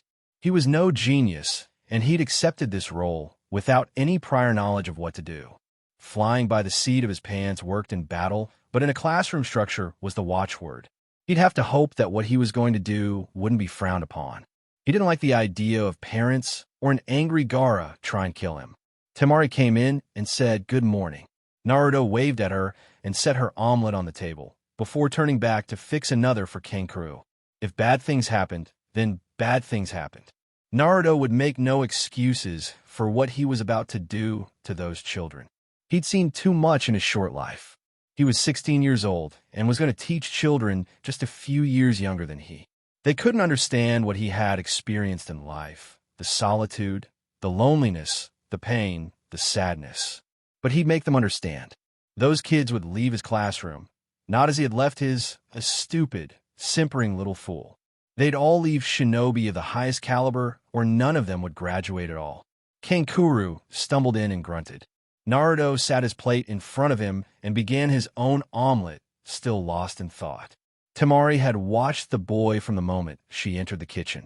He never looked at them, just kept making breakfast as if in a trance. She knew today was his first day as a teacher, but she'd never seen the hyperactive blonde so quiet. It was almost scary. But she knew enough from dealing with Gaara not to bother someone when they were being introspective. It wasn't good for anybody.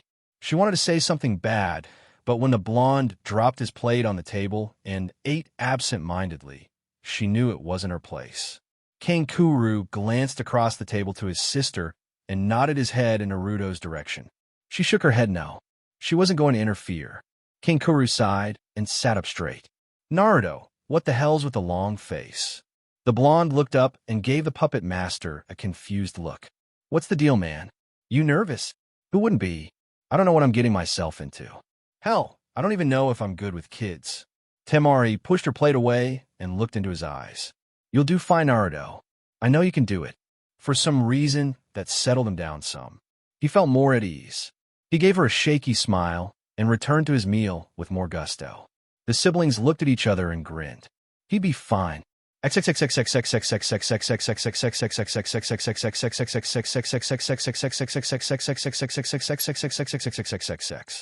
Naruto strode down the hallway of the school with his files ready. He looked this way and that, trying to find his room, and saw someone leaning against the wall further down.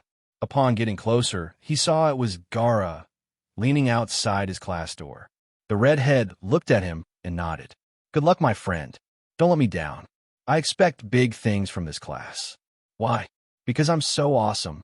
"No, because you're an idiot who has the devil's luck. I expect you at my office for lunch. Goodbye." Gaara was gone in a swirl of sand, and Naruto took a deep breath before entering the room. His descent into hell had begun. The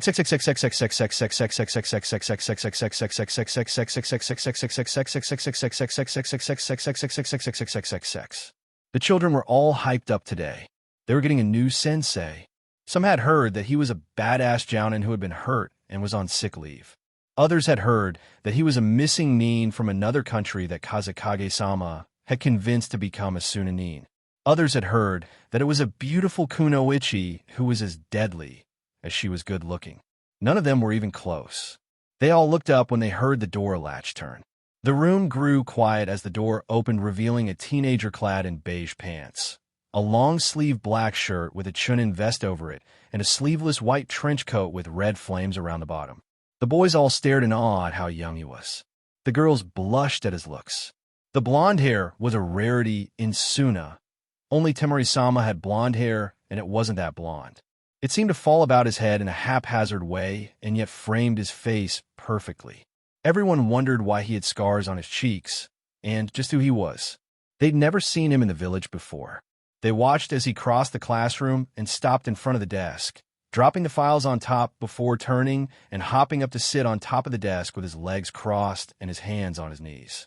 He grinned at them, and when they saw his enlarged fangs, their eyes opened wide. He looked like a fox. The slanted eyes only made that more prominent, although foxes don't have blue eyes. "Hello, class. I'm Uzumaki Naruto, your new sensei. You may address me as Naruto-sensei, okay?" All the children nodded and bade him good morning. Naruto smiled at them before hopping off the desk and standing straight as an arrow, his hands behind his back. "Now that the pleasantries are out of the way, let me tell you a little about myself.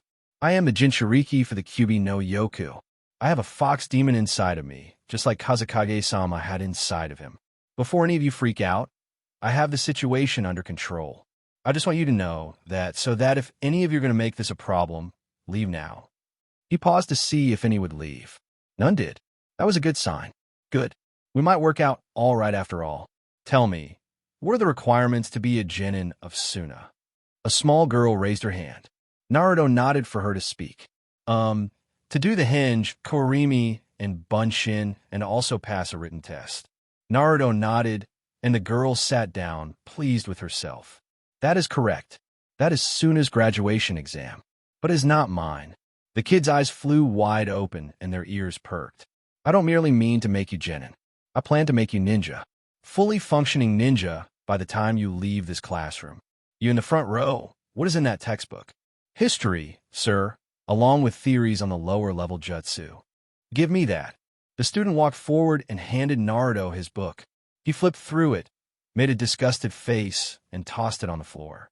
"Everyone, take your textbook and toss it into a pile." Once everyone had complied, he made some seals and burned them with a katon jutsu. The children all stared in horror. What the hell was this man thinking?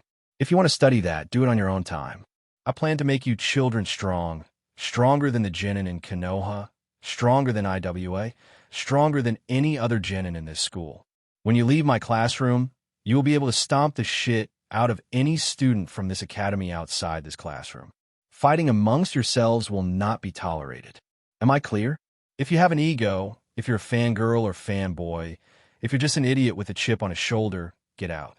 I have no use for you. I was an idiot when I was a genin. I thought I had something to prove. I left the academy greener than a grasshopper's ass and thought I was king of the world.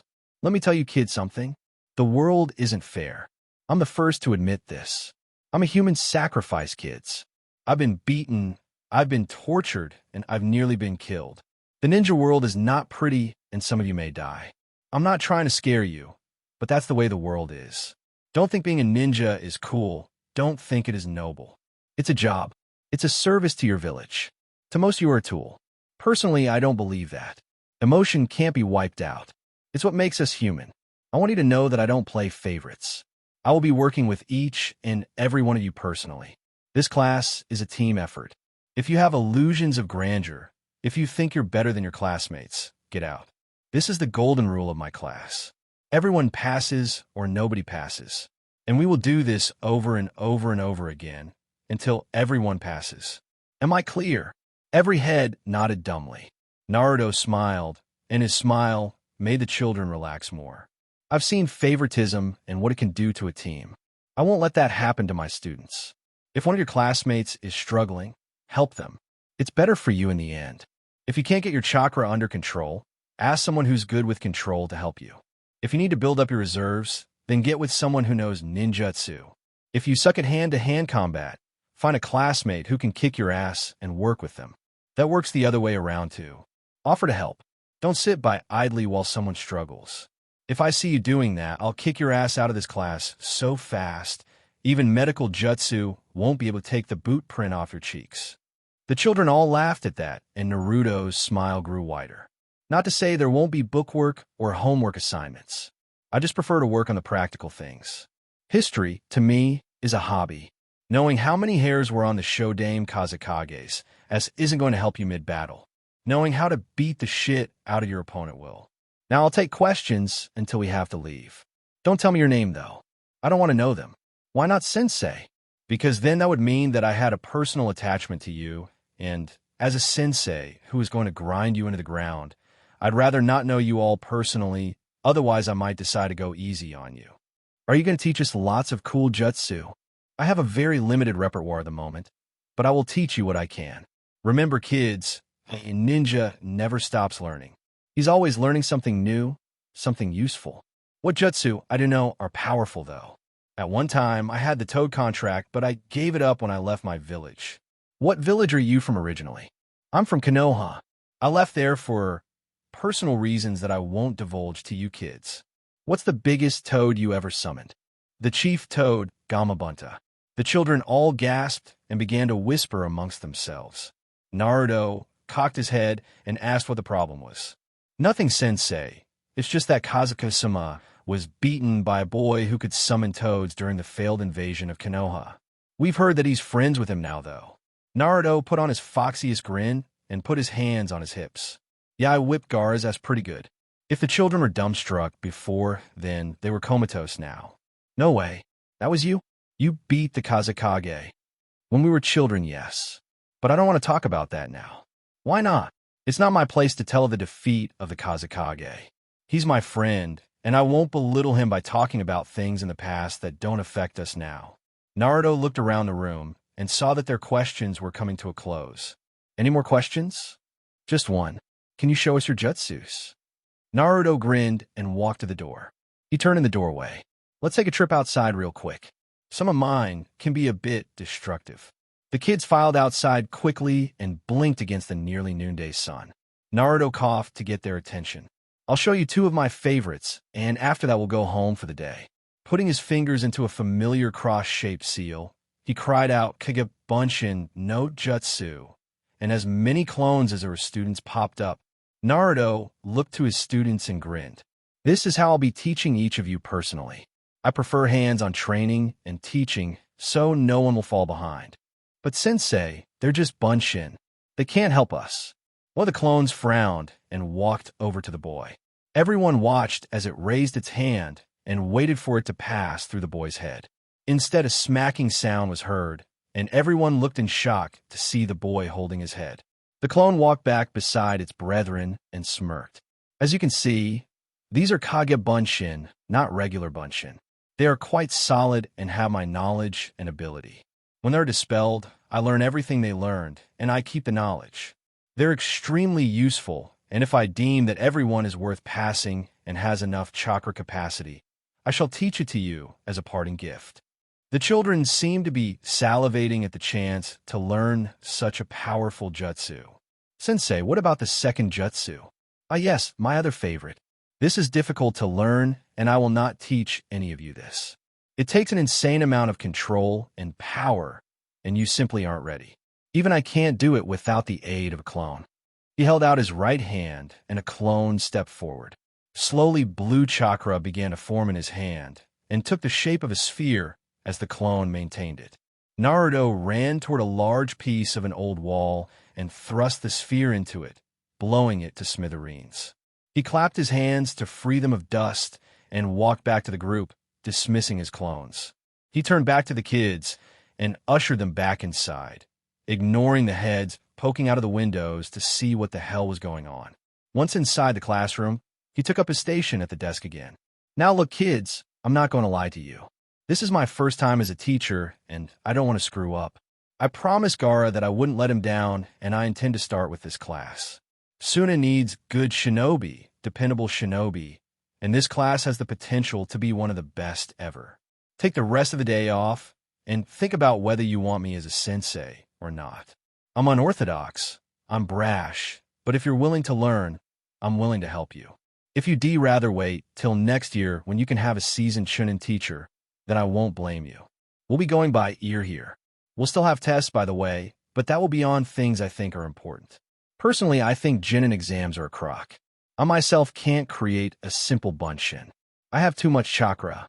I have a friend back home who can't use jutsus, but he's still one of the best ninja I've ever met, and on a good day, he could kick anyone's ass from here to Mist and back and never have that smile of his leave his face.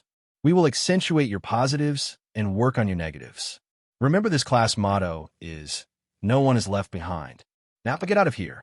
I got other things to do and a lesson plan to work on. The children filed out as if in a daze, and Naruto left after them, wondering if he was doing the right thing. As soon as the door was closed, a jinjutsu dropped and the Sand siblings stood in the corner. Temari turned to Gaara and saw that he was deep in thought. So, what do you two think? Kangaroo took up a thinking pose that looked unnatural on him, but this was an unorthodox thing to begin with. I think he'll either make or break these kids. Naruto was always a do or die kind of person. Personally, I think the academy has been due for a shake-up like this for years. What do you think, Temari? I think he'll do fine. I actually like his approach. It reminds me of Baki-sensei. Gaara, what do you think? Gaara didn't answer for several minutes. He just stood there with his arms crossed until that small smile made it onto his face, and his siblings stared at him, waiting for his answer. I hope Naruto bakes another dessert tonight. I seem to have acquired a sweet tooth. He disappeared in a swirl of sand, leaving two baffled jounin. After the shock wore off, Temari smiled at Kinkaru as they walked out of the room. He'll do just fine, and I hope he bakes a cake tonight, too. That boy's a damn good cook. Kinkaru took a sip out of his canteen. Then why don't you rope him and take him out? Temari looked up as they walked and waited until Kinkaru took another sip of water before answering. I just might. I saw him in boxers, remember? He has a great ass. Poor Kinkaru nearly died from choking.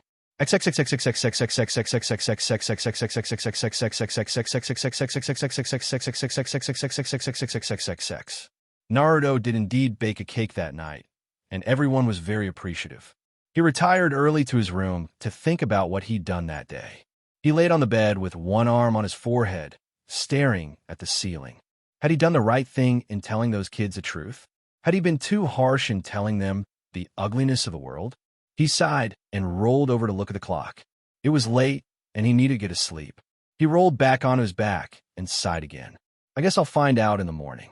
Walking to class was somewhat of a chore for Naruto. It seems that people had heard of his speech to his students, and the results were mixed. Most of the ones who he assumed were parents, or people who were the age of the parents of his students, gave him dirty looks. The older folks and ranked ninja gave him appreciative looks. Apparently, being spontaneous and brash was a double-edged sword when it came to teaching. At least they didn't outright hate him. Walking peacefully was another new experience to him.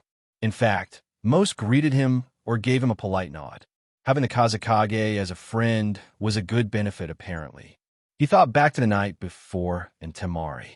She had smiled at him more than she usually did and had destroyed his dessert with passion, even growling at Gaara when he tried to take the last piece. Naruto smiled in spite of himself. It wasn't every day you saw Gaara startled like that. He stepped into the school and greeted everyone he met with a smile. One of his fellow teachers walked up to him and stuck out her hand. "Hello there." I'm Urameshi Carey. My class is the one down from yours. I have to say, your little demonstration yesterday was quite a shocker. Is that a good thing or a bad thing, Urameshi-san? Carey, please, and that's a good thing. It's nice to have a teacher that the students actually look up to and don't disrespect. Look up to? Heh, if they look up to me, they don't know me yet. My students will hate me by the time I'm through with them. Why is that? Because of the regimen I'm going to put them through. I'm sorry to cut our conversation short, Carey-san, but I have to get to class, and so do you. I look forward to speaking with you again. Carey watched as he paced on down the hall, the heels of his shoes thumping against the wooden floor. Interesting guy.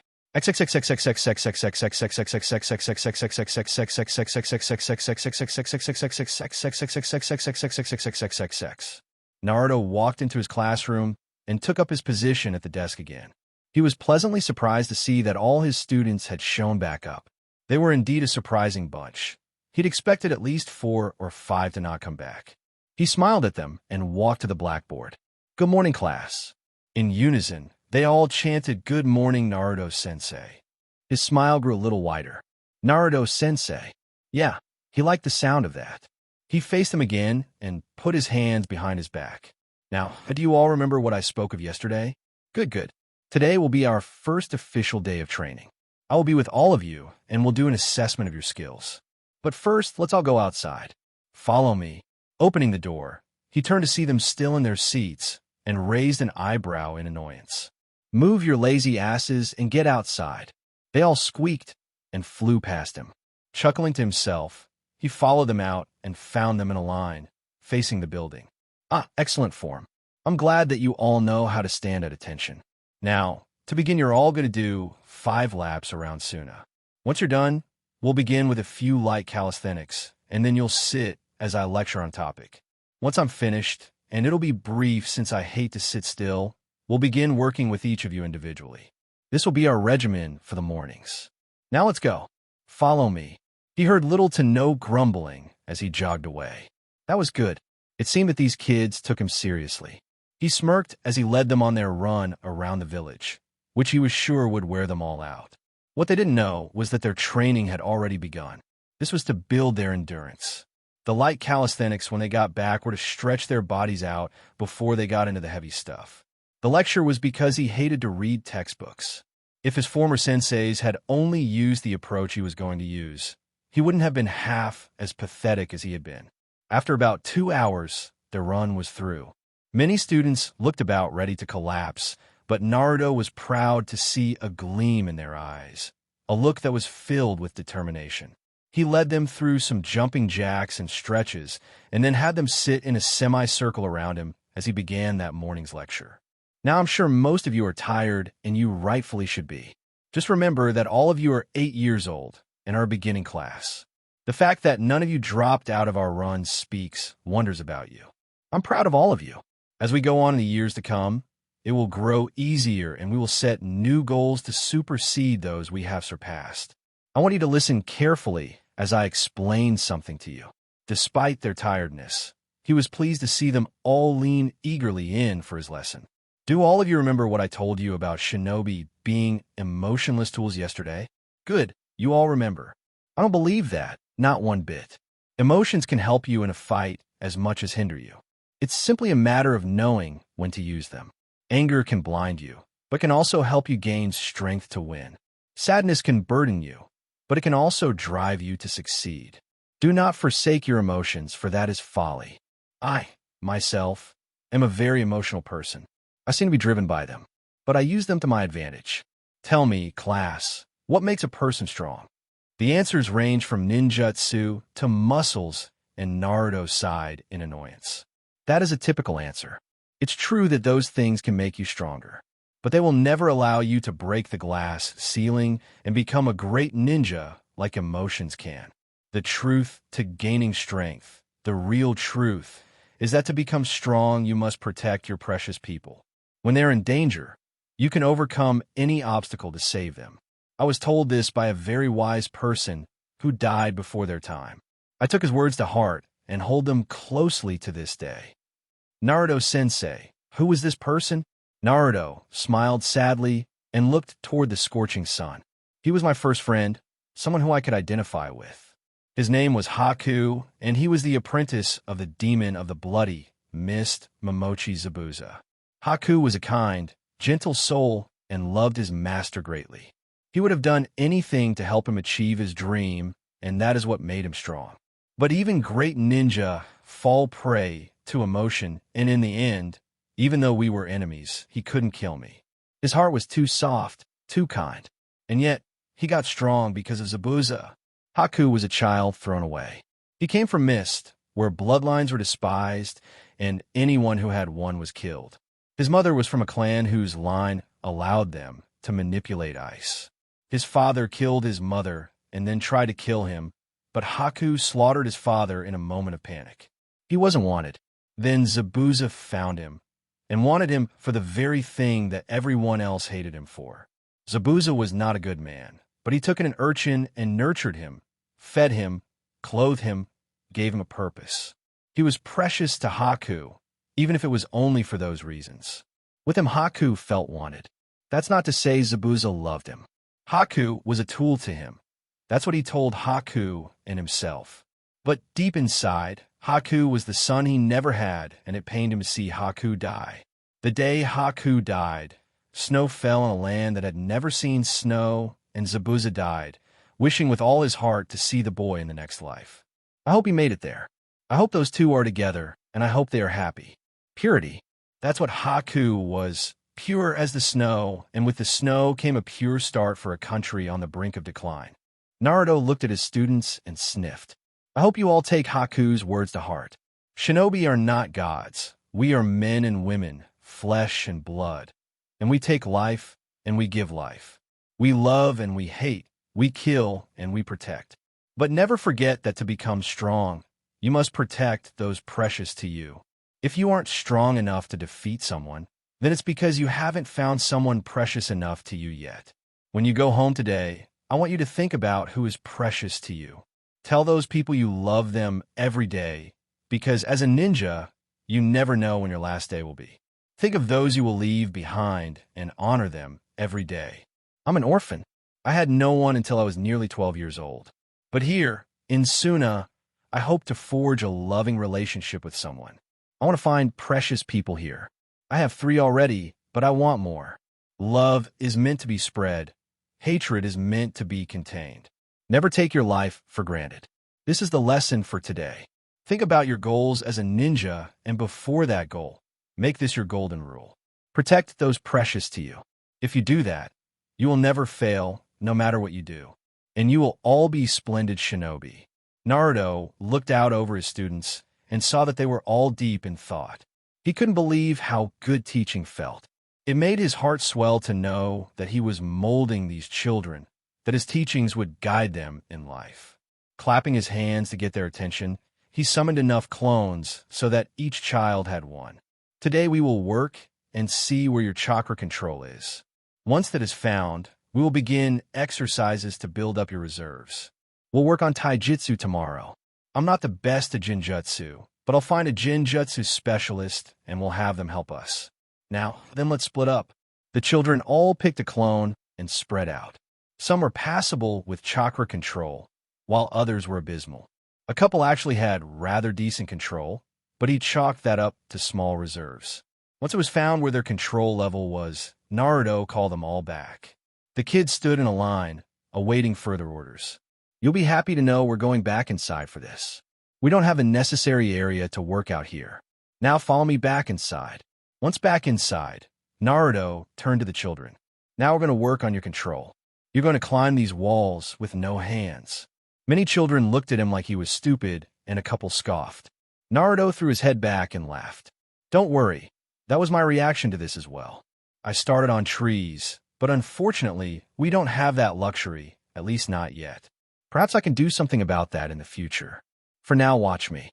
The students watched in awe as he walked up the wall and then across the ceiling, standing above them, looking down. This will both help build your chakra reserves and build your control. Now then, to avoid any holes in the wall, I want you all to lay on the floor and put your feet on the wall. There won't be any running starts, so you'll have to concentrate. Focus the chakra to the bottom of your feet and place your foot on the wall. When you think you have it, gently place your foot on the wall and see what happens. If you feel it begin to stick, and you'll feel it, then put more weight on that foot and concentrate on the other while maintaining that level of chakra output. Try to match it in the foot not stuck to the wall and continue onward. The object is to get at least halfway up the wall today.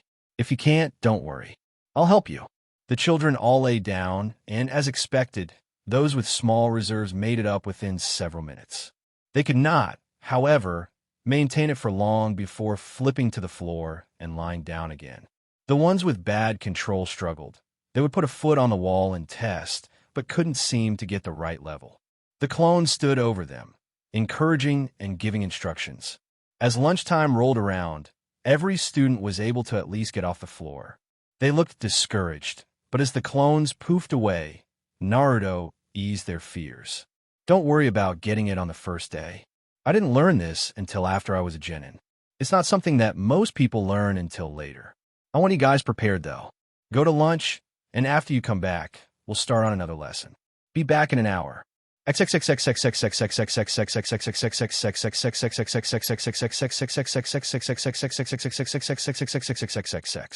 Naruto walked into Gaara's office just a few minutes past noon and saw that the redhead had a table against the wall laden with fruits and meats. Drooling from a mouth, he headed towards the table only to have a wall of sand appear in front of him. It's rude not to announce that you're here before diving in. Fine, I'm here. Can I please eat now? I'm starving. Look at me. I'm wasting away. I highly doubt that. Bring me a plate over here when you come. I need to finish reading this document. Naruto piled the plates with as much meat and fruit as he could carry and made his way to Gaara's desk. He swept some documents out of the way and sat Gaara's plate down in front of him, receiving a grunt of appreciation. Or at least he thought it was appreciation. Munching happily on his meal, he waited for Gaara to finish before striking up a conversation. Grumbling under his breath, Gaara signed the paper with a flourish and put it in his outbox. He grabbed a slice of cantaloupe and sighed contentedly. So, how go things at the school? It's all right. The kids are uncommonly sedate and willing to learn. I don't understand it. Perhaps it was your little speech you gave them. You heard about that? Gaara nodded and reached for a slice of ham. From numerous sources, I'd say you scared the stupidity right out of them. That's a good thing, though, so don't go getting mopey. It doesn't suit you. Well, I just hope I'm doing the right thing. Have any parents complained about me yet? One, he's a grandfather and legal guardian of one of your students. He remembers me way back when I was still a bloodthirsty killer and doesn't like people like you or I. He's stuck in the past and wanted to pull his grandchild out. Of course, I told him where he could go if he didn't like it. He caved with little difficulty. You used your sand on him, didn't you? People should not be so foolish as to believe that just because I am young, that I am a pushover as Kazekage. I don't take being told what to do very kindly, no matter if they are my elder or not. You still shouldn't threaten people, Gaara. It'll only reinforce his opinion of us. Gaara sighed and looked at his friend as he munched on some grapes. You're too kind for your own, good Naruto. It'll be the death of you someday. Perhaps. I'm sorry, Gaara, but I have to return to class. My clone says that the students returned earlier than I thought. Very well. I shall see you this evening, perhaps, if my duties don't keep me here all night. All right. Later. As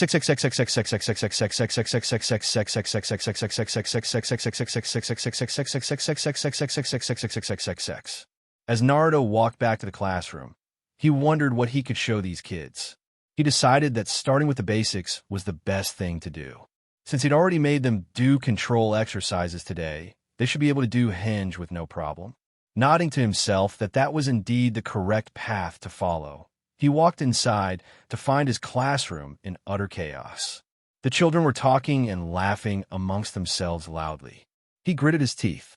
The clone had dismissed itself prematurely. Next time he'd leave 2 clones to avoid this. The kids never noticed as he smoothly glided to the desk and leaned against it, his arms folded against his chest. The more he listened to the pointless banter, the more irritated he became. He thought of using his former sensei's big head jutsu, but decided to test the theory that Gaara had that these children actually respected him. As quietly as he could, he uttered 2 words. "Be still." As if those were magic words, all the kids turned in their desks and faced forward. It was amazing the power he held over these children. Only Konohamaru had listened to him with such rapture and attention. He coughed into his hand and looked over all of them. "We'll begin with our last lesson of the day. You will all learn to perform hinge. I will situate you each with a clone, and it will show you the necessary seals to perform this jutsu. This is a rudimentary jutsu, as are all the academy graduating standards. However, hinge and kawarimi can save your life if need be. They cost relatively little chakra, and higher-level shinobi still use these E-class jutsu to this day. In fact, hinge was my favorite technique for quite a while. Allow me to give you a demonstration." Naruto put his hands in the proper seal and transformed into Gaara. In the Kazekage's monotone drawl, he explained the exercise. To complete the jutsu, to make it totally effective, it helps if you learn the mannerisms and voice of your preferred target for transformation. If you can replicate everything down to the tiniest twitch of a finger, only a Jinjutsu master or someone with a Dijitsu could tell you weren't the real article. Now, then, scatter out around the classroom and prepare to learn. The children were all assigned a clone and began to perform the necessary seals while Naruto sat at his desk and wrote some things down. These kids would become the model for what an academy student should be. He makes sure of that. After nearly a half hour, one of his clones poofed out, signifying that a student had completed the jutsu. Naruto glanced up to the girl and motioned for her to come before his desk. "So, you've completed the exercise?" "Hi, sensei." "Indeed. Perform the hinge for me. Transform into me." The girl made the necessary seals and turned into a perfect copy of Naruto. He nodded and stood up, making his way around the desk. "A few more examples, and I'll assign you a new task. I want you to transform into what I do." The girl nodded her head, and Naruto transformed into Gaara, and she followed suit. He turned into Baki, and she did that as well. He poofed into Temari, and the girl did it mostly well, but the hair was slightly discolored. Naruto undid the illusion and sat back down in his chair. "You have a high degree of control, but that is mostly due to low reserves. You performed very well, but when you turned into Temari, you discolored her hair, signifying your chakra was nearly out. Do not perform any more jutsu for the rest of class, and let your reserves fill back up. Help out the other students and learn from their mistakes. Watch what they do and give suggestions." Dismissed.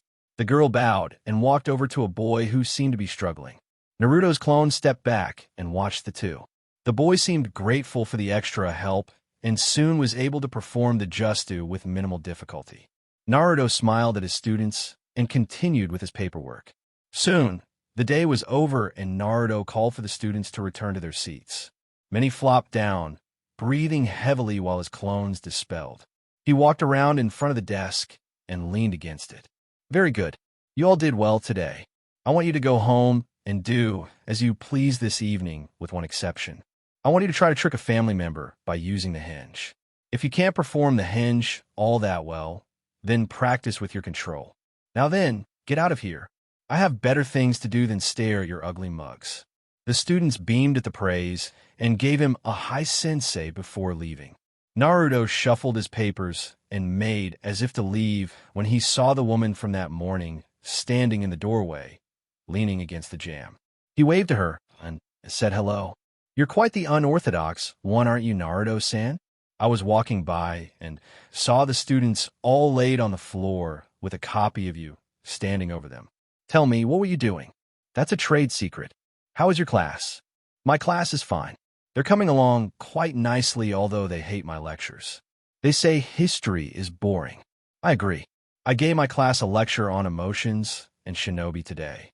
They actually seemed interested in what I had to say. It's quite an experience molding minds." "Indeed. Well, I suppose I've kept you long enough. I shall see you tomorrow, I suppose." "Good evening, Naruto-san. Goodbye, Carrie-san." After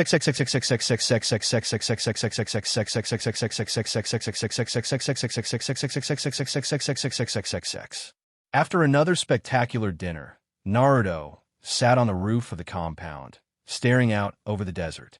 He was lost in thought again a strange occurrence considering who he was. He had been reading one of his father's scrolls on jutsus and was eager to try them, but between the academy and cooking for his housemates, he didn't have any time left.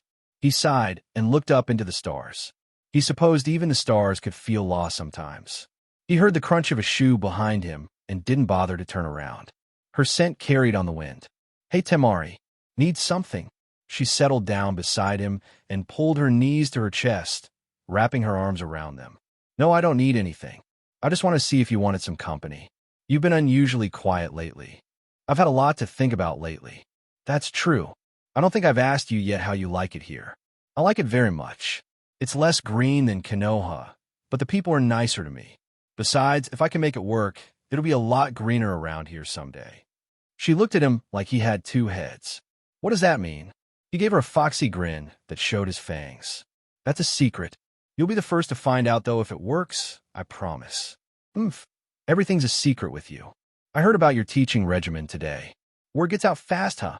With those gossipy little brats of yours, it does. They're all so excited to have a sensei that's not afraid to tell them the truth. Word around the campfire is that you have quite a few pairs of eyes on you, both professionally and otherwise." Naruto cocked an eyebrow and looked at her quizzically. "What's that mean?" She smirked at him and looked at the stars. "That's a secret. Look who's being a hypocrite. You get on to me for being secretive, and yet here you're keeping secrets. Sounds like a double standard to me. Well, you know the exchange for secrets. I'll tell mine if you tell yours." "Nah, I can live without your secret. Besides, we'll both find out eventually what the other meant." "Asshole." "Ah, you love it." The two sat in relative silence for what seemed like forever, both marveling at how at ease they were around the other. Comfortable silence. Didn't someone say something about that sometime or other? Soon enough, Temari sighed and rested her chin on her arms. "I have to go to Konoha tomorrow to give them our reports and get theirs. Anything you'd like me to tell the old lady? Just that I'm doing all right and that I miss her. If you see a one-armed pervert, tell him I miss him too." Temari laughed softly and turned her attention back to the desert. It looked so different at night, not at all the scalding, torturous wasteland it was during the day. She looked over at her companion and took in his facial features. He'd grown since she last saw him again. He was taller, and that baby fat was disappearing rapidly. He got more handsome. Stronger too. Suddenly, Kankuru's suggestion didn't sound so crazy. It might be fun to have a guy like Naruto as a boyfriend. He'd be a challenge to her, unafraid to bear her judgment and punishment. Hell, she'd bashed him over the head numerous times in the past days he'd stayed at the compound, and he just brushed them off and kept picking with her. With that thought in mind, Temari made a decision. She was the daughter of a former Kazekage, the sister of the current Kazekage, and one of the most powerful jounin in the military. Having a boy who wasn't afraid of her and was stronger than her as a boyfriend was a damn good idea. It was just a bonus that he was good-looking and smarter than he let on. She jumped to her feet, the sudden motion startling Naruto. When he asked her what was wrong, she merely smiled down at him and held out her hand. He took it, and she lifted him up. "Say, Naruto, you ever had a girlfriend?" Taken aback by the abrupt question, he managed to stammer out a no. "How about dates? Ever been on a date?" Another no. "Want to go on one with me?" If the boy was stuttering earlier, he was speechless now. A beautiful, deadly kunoichi asking him on a date? What alternate dimension had he stumbled into? Temari took his silence as hesitation and growled, grabbing him by the shirt collar. "Look, Naruto, I'm the daughter of Kazekage and the sister of the current one. I'm used to getting what I want, and you're no exception. Now I want you to take me on a date, and you're going to like it." This little proclamation snapped Naruto out of his muddled thoughts and brought back some of that bravado he was famous for. He narrowed his eyes and spoke in a haughty voice. "And since when have I cared who someone was related to or what their name was? You don't scare me." Temari smirked at him and let go of his collar. "That's what I like about you, Naruto, blunt and to the point. When I get back, I expect you to take me out to dinner and a movie. And you can't be late since we live in the same house." It's brilliant. I don't believe I ever agreed to this little escapade.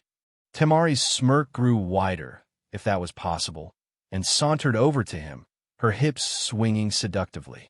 Naruto gulped when her hand found its way to his cheek and pressed against his face as she fluttered her eyelashes. "But Naruto, I wanted to go on a date with you." "Please?" "Pretty please." She did a victory dance in her head when the poor boy nodded dumbly, and she released a hold on his cheek, patting it a couple of times. "See, that wasn't so hard now, is it? You're a good guy, Naruto, and I expect to be treated like a queen." Naruto smiled and rubbed the back of his head sheepishly. He couldn't believe he let himself be suckered like that. Is there any other way to treat a lady? Temari smiled softly before going back downstairs to her room. "For your sake, there better not be another way. You know what I'll do to you afterwards, and that's after I make you promise on a makeup date." She smiled sweetly while she gave her threat and walked downstairs to her bedroom. Naruto sighed in defeat and lay back again to stare at the stars. It seemed a few winked at him, as if they were laughing merrily at his predicament. He walked downstairs and was just about to open his door when Temari poked her head out of hers. "Oh, before I forget, you have to dress nice too. We're going to a really nice restaurant." Naruto started to protest before she shut the door and went back to sleep. He grimaced and opened his door, locking it behind him. As he lay down on the bed, he could have sworn he heard the puppet master next door snickering through his wall. Damned eavesdroppers. He picked up his mother's scroll on gardening again and smiled. If he could get a plot of land and the jutsu worked, he'd plant a lot of flowers. Wonder what Temari's favorite flower is. Naruto had begun the day by getting to the academy ahead of the students and watching as they filed in while he stood upside down on the ceiling. Being spontaneous as an instructor was pivotal to his approach. If he did the unexpected, his students would never be bored, always wondering what he was going to do next. With that in mind, he waited and watched as all his students faced the front, waiting for him to come in. Smiling at their willingness to learn, he cut off the chakra to his feet and dropped to the floor. To say the children were surprised to see their teacher fall from the sky was an understatement. Necks immediately cracked upwards to see where the hole in the roof was that he had come through. Not finding one, their eyes asked the unspoken question. Naruto chuckled and put his hands behind his back. "Well then, good morning, class." "Good morning, Naruto-sensei. Good to see you all. Did you all do your assignment last night?" Heads nodded, indicating that most were able to pull it off. Some heads hung in defeat, since they hadn't managed to trick their families. Naruto scowled and clapped his hands. Now, we won't be having any heads hanging in my classroom. You're all beginners, and if you didn't do it the first time, keep trying until you do. I don't ask for anything other than you try. Now, then, I'm going to make clones, and I want you to show them that you can hinge into at least 3 different shapes. If you have any trouble, they will assist you." He quickly made the clones, and they began to watch the children. A couple struggled and were straightened out soon enough. The problem was either too much or too little chakra. Once their little problem was stomped out, Naruto clapped his hands, and the class faced him again. "Okay, we're going for a morning run now. Everyone outside, and do 5 laps around the village." The children complied again and ran around the village. They finished their run and stood in a line, some puffing, some huffing, all tired. Naruto led them through their calisthenics and told them to sit. "All right, kiddies. Today we're going to be doing taijutsu. Now, personally, I have no style. I'm a brawler by nature. I go in and I try to beat the crap out of the other guy. If I get hit, I get hit. But that's me. I'm going to be taking notes on you. I want you all to pick a partner and spar, light contact only. Many of you are from families of ninja, and I'm sure you've been shown some form of martial art. Maybe soon, I can get an assistant that can help with taijutsu forms. We'll worry about that later, though. Now, split up." The kids broke into pairs and began to spar, with a Naruto for each couple. This continued until lunchtime, when Naruto went to Gaara's office. It was quickly becoming a habit for the Jinchuriki. With lunchtime over, Naruto motioned for the kids to lie on the floor and try to walk up the wall again. The next day would be covering the hand seals. He'd only shown them how to make the hinge. He hadn't shown them the seals and the proper usage of them. He'd rectify that tomorrow.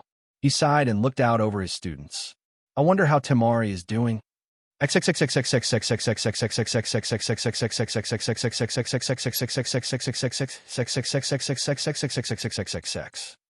Kunoichi had finally arrived in Konoha and was walking to the Hokage's office. Konoha was no longer one of her favorite places. This was a village that had turned its back on one of her most treasured people. Naruto was a savior to the people of Suna. He had done so much for Gaara and had asked for nothing in return. The people of Suna, while most of them treated him like a hero, here in Konoha, he was a reminder of the past, a reviled thing no matter what he did. Hell, Gaara had killed people, his own people, in the past, and the citizens of Suna mostly forgave him. Temari nodded absent-mindedly to the people as she passed. Her thoughts weren't with Konoha at the moment. A sudden realization made her cringe. She'd have to meet all of Naruto's friends at some point, and the only ones she didn't mind were that Hyuga girl and Shikamaru. The thought of the lazy Chunin brought a smirk to her face. To think she used to have a small crush on the lazy ass. She sighed as she came before the door of the Hokage Tower. She wasn't looking forward to this. Tsunade had been worried ever since Naruto left. She'd been so relieved when she received Gaara's note that he had arrived safely, but had yet to hear anything else about her favorite blonde. He'd been gone a little over 2 weeks, and she was already tired of her job. She hadn't realized how much the boy made her appreciate what she did. His desire to be in her position made her continue on every day. Without him there to prod her, though, she simply didn't have the drive or motivation. Perhaps it was time to pass it on to someone else. She laid her head on her desk and sighed heavily. Maybe she could move to Suna too. Temari opened the door after receiving the okay from Shizun. She had been expecting Tsunade to be asleep, as she'd found her like that several times. She was not expecting to find a depressed woman sighing into the veneer of her table. Temari coughed in her hand and shut the door behind her. Tsunade raised her head off the desk, her vision obscured by a paper stuck to her forehead. She growled and grabbed the offending object, balling it up and throwing it across the room. Temari smiled at her childishness and took a seat. Come now, Tsunade-sama. Did the paperwork really deserve that? Tsunade glared at the kunoichi in front of her, trying to melt her head with her stare. She hadn't wanted to be disturbed by anyone and had thought she had told Shizun that. It was then that it dawned on her that Temari could give her an update on Naruto. Her face lit up and she smiled at Temari, slightly frightening the other blonde due to the mood swing. How is Naruto? Is he doing all right? How's Suna taking him? He hasn't done anything stupid, has he? Temari sat there dumbfounded for a moment. She'd known that the Hokage liked Naruto, but to the extent of wanting to talk to him above diplomacy? Who'd have thought? Don't you believe that we should talk about business first, Tsunade-sama? Screw business. I want to know how Naruto is doing. I could care less if this village burnt to the ground at the moment. Temari gasped and looked hard at the older woman. Tsunade-sama, that is most improper for one of your station. Tsunade sighed and leaned back in her chair. Temari, please, just tell me how he's doing. Temari smirked and suppressed a giggle. She couldn't wait to tell the old bat this. We have him teaching at the academy. Silence. Total silence. Silence from Tsunade. Silence from an eavesdropping Shizun. Silence from the hidden ANBU in the corner. The only thought going through the three's mind at the moment was, what the hell are you all thinking? You can't put him with children. He'll have them all being perverted within a month. Temari snorted and crossed her legs.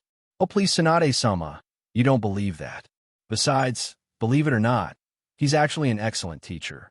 He's even got the brats working on walking up walls as we speak. The second day, he taught them all henge. And the lectures he gives, if I'd had him as a teacher, I'd have wanted to go to school every day. Tsunade sat back, thoroughly confused. Lectures? Naruto? No way in hell.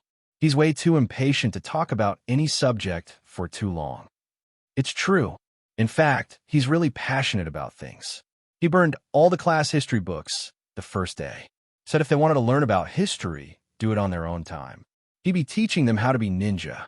His first lecture was on emotions and the use of them in battle and life. Tsunade sat there, a disbelieving look on her face.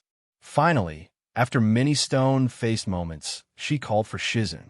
The brunette peeked incautiously and asked what she wanted. I want you to gather all Naruto's friends, the council, and the Jounin senseis. If this is true, then they have to hear this. Besides, this way Temari won't have to repeat it a billion times.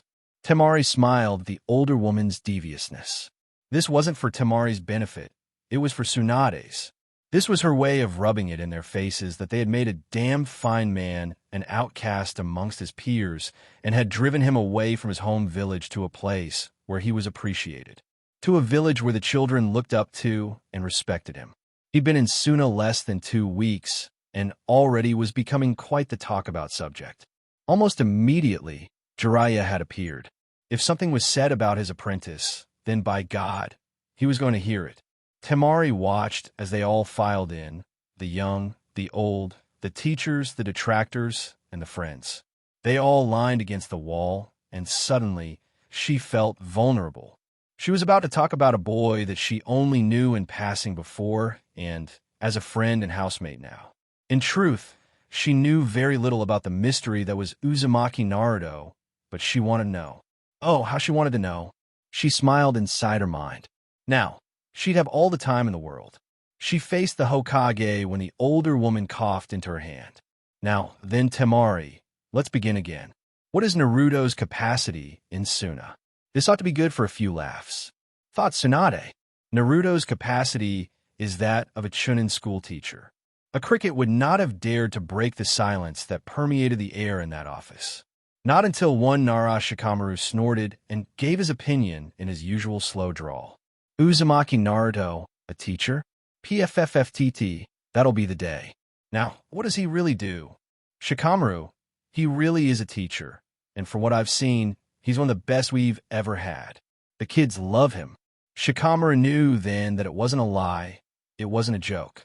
Temari was simply incapable of delivering a joke when in the presence of so many important people. She was all business, although her eyes held a mirthful glint, like she was enjoying this. So troublesome. Ahem. Now that we have that out of the way, Temari, continue with your analysis. Thank you, Hokage-sama. Naruto is coming along nicely from what I've seen. The people of Suna have taken to him very well, and so have his students. He gave them a lecture the first day about the dangers of being a ninja and gave them a chance to wait for another teacher. All of the students were back the next day. He's currently teaching them the basic ninja techniques and advanced chakra control. Sakura spoke up when chakra control was mentioned. That wasn't Naruto's strong suit. What do you mean by advanced? How old are his students? He's teaching them to walk up walls. And they're 8. He has a beginning class. This caused a slight uproar among those present, particularly the council. How could the people of Suna let that boy teach their children? He wasn't fit to do anything but missions. Even his friends seemed to doubt his abilities. Temari and Tsunade were fast becoming sick of it. Enough. Quiet down, all of you. Continued Temari. Naruto is a teacher, and he's a damn fine one. I believe that his crop of genin will be some of the best to ever come out of the academy. His teaching style is just as unorthodox as he is, and he has the full support of my brother. But enough about his job. You're all here to find out how he is doing as a citizen, no doubt. Naruto currently lives in my family's compound with me and Kankuru. He's trying to find a plot of land, though, to build a house for himself. The guy currently, is the resident cook for me and my brothers. A deadpan look was her answer. Shizune, who had seen the boys' eating habits, decided to speak up. Cooking? Cooking was never one of Naruto's strong points. Well, I'd love to see him make it a strong point, because what he cooks is goddamn delicious. The desserts, oh my god, the cakes. If relationships were built solely off sweets, I'd have married that boy a long time ago. Tsunade snorted and tried to hold back her laughter. Seeing a strong jounin like Temari about to wet herself over cake was quite a sight indeed. Temari looked startled and blushed prettily before continuing with her assessment. Yes, well anyway, he's quite a guy. All he does, besides teaching, is study and try to find new methods of helping the students. Hamura stepped forward and harumphed into his hand. Tsunade still hadn't forgiven the old fart for running her Naruto off. If it weren't for him and the rest of the council, her favorite blonde would still be causing mischief in Konoha instead of teaching brats in Suna. Hell, he could have done that here. Tell me, Temari-san, what is your opinion of Uzumaki Naruto? A personal opinion, not a professional one. Temari sat and thought for a moment. As stated before, she didn't know much of Naruto, except that he was strong, kind, and was her brother's best friend. But she would get to know him better. She turned and flashed the group behind her grin. I just know he's Naruto. I'll tell you more after my date with him. Several of the kunoichi in the room nearly cried out in protest. The guys all sat in disbelief, Shikamaru chief among them. Tsunade and Jiraiya seemed to get the most satisfaction out of the situation. Kakashi had a discernible look on his face, but from a mask or complete apathy, Temari couldn't tell. Hinata looked as if she was about to cry, and Sakura looked despondent and slightly angry. Well, from what Temari had heard, the Pinkette had had more than enough chances, and the Hyuga was just too shy to act on hers. Too bad for them. Their loss, her gain. I think that is all I will tell you of Naruto for the time being. There is no need to tell you anything else other than he seems to be flourishing in Suna. That's all. Tsunade, seeing that she would get nothing else out of the girl in front of the crowd, dismissed them with a wave of her hand. Many left grumbling, dissatisfied with the explanation they had been given. Hinata approached Temari before she left and bowed to the blonde. Please take care of Naruto-kun. He deserves to be happy. She left without a look back, leaving a stunned Tsunade and Temari. The girl never showed initiative in anything, so that show of concern for Naruto, in public no less, was something new. Still, it was refreshing to Temari to see that some were actually concerned about her housemate and weren't indifferent or outright hostile. She turned back to the Hokage with a smile on her face. Do you think my answers were satisfactory for them? Not in the least. Now, you can tell Jiraiya and me what he's actually been up to. I know that was the abridged version. Temari spent the rest of the evening telling the two Sannin what their younger counterpart was up to. They laughed at her stories about mealtime at the compound and silently praised Naruto for trying to make ninja instead of genin. Tsunade was not happy about his desire to pass on his Kagabunshin, but didn't think he would in the end anyway. Academy students simply didn't have the chakra capacity for the jutsu. Jiraiya was quite proud of his student and made a point in his mind to visit him soon to see the fledgling teacher for himself. That would be a hell of a sight, Naruto preaching about ninja code and jutsus to a bunch of starry-eyed brats.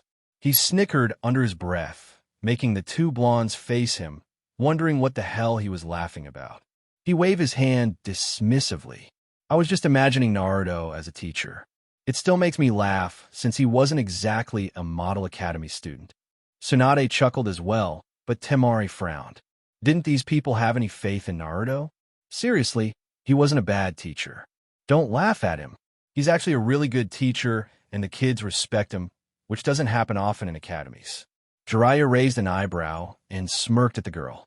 Oh, getting mighty defensive of my student, aren't you?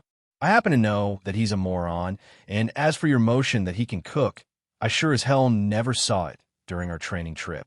Now Jiraiya did not get to where he is by being stupid. He's quite devious and not above pushing buttons to get information. And Temari made such an easy target. He is not stupid, and for your information, he's a wonderful cook, much better than my brothers or me. His cakes are so good I ate one by myself, and had a tummy ache for the rest of.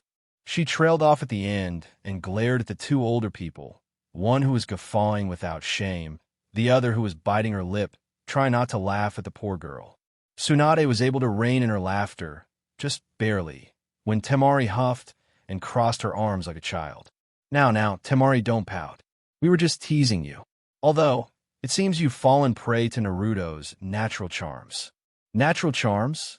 Tsunade smirked and folded her hands in front of her face. Why, yes. It's the same reason Hinata found him irresistible for years.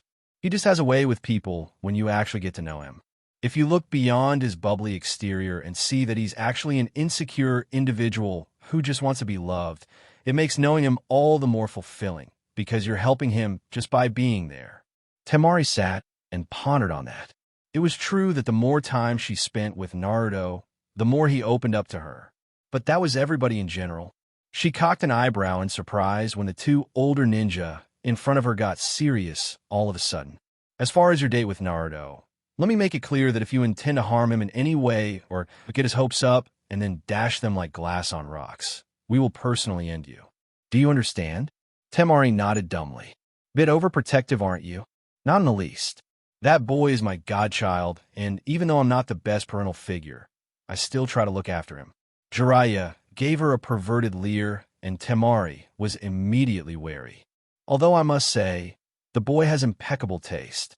You are a delicious young thing." Once Jiraiya's screams couldn't be heard over the distance Tsunade had flung him, she turned back to her desk and put her face in her hands. "Why, oh why, do I put up with that idiot in this village?" Temari could only nod in silent agreement.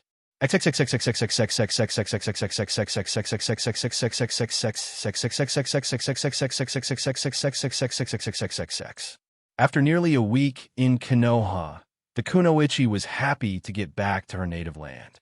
She loved the atmosphere of Konoha. It was peaceful, and the scents of the different flowers were intoxicating. But the winds of the desert and the warmth of the sun on her skin always made her feel at home. She wondered idly as she walked what the rest of her bunch was up to.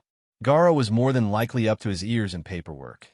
Kinkuru was probably playing with his dolls, and Naruto should have been able to teach the children all about hand signs by now and maybe gotten them started on Kawarimi. Her smile widened when she remembered that she had a date with him. She looked at the position of the sun, and it was still early morning. At her rate of travel, she'd arrive back in Suna in the morning. If she was lucky, maybe she could catch one of Naruto's lectures and see how he was still doing with the students. Listening to those lectures of his was a good way to pass the time. The boy had such a hypnotic voice, and the way he passionately made sure the kids understood was so cool. Yeah, she'd definitely try to catch his lecture. As she sat in her hotel room, in the town right outside the Suna border, she wondered about her past life and why she'd never had a love interest. It hadn't been for lack of wanting, but with Gaara's reputation, she'd never had a guy brave enough to approach her. Shikamaru did, but that was purely out of duty, and he knew that Naruto could stop Gaara if he tried anything. Her reputation as a tough bitch hadn't helped either, but then, you garner that when you're a Suna kunoichi. It just comes with the headband. She sighed when she thought of her past. Everything she had at the moment was thanks to that blonde idiot, and he didn't think anything of it. He was so clueless as to just how much he changed people he met. To him, Gaara was just another person that was lonely. He wasn't a soulless killer. He was just another who had been driven to the brink of insanity and needed someone to help him. But that was everyone he came across. Naruto was totally incapable of helping himself, however. He lived to make others happy. That thought made her frown. He was the epitome of the Jinchurikis. He sacrificed himself to make others happy. And she was going to change that. Even if things didn't work out between them, she wouldn't let him throw away his happiness just so he could sit on the sidelines and watch as everyone else laughed and loved together. Temari's sleep had been fitful. Her thoughts were consuming her, and this wasn't what she wanted, especially before a big date. Or a little date, at least. She wanted to have fun, and with Naruto, that was a very big possibility. Of course, since it was Naruto, there was also the prospect that her evening would end with her beating the hell out of him. Either way, at least her evening wouldn't be boring. Temari didn't even bother stopping at the gates of Suna. She flashed her pass, although it wasn't necessary since everyone knew who she was, and looked up at the sky. Perfect. If Naruto still had his schedule, then she'd just catch the beginning of his lecture. Gaara wouldn't mind much. She slid beside the building and peeked around the corner. Good. Naruto and the kids had just finished their morning run and would soon be done with their calisthenics. Then, lecture time. Deciding there was no need to hide, she leaned against the building and watched as her fellow blonde led the children through some stretches. She was reminded of her own education watching them all. Of course, her father being Kazekage led to her having a private tutor in Baki, along with her brothers. She hadn't had much interaction with kids her own age, and that hurt. But seeing all these young ones try made her smile. She watched as they all sat in a semicircle around Naruto. Showtime.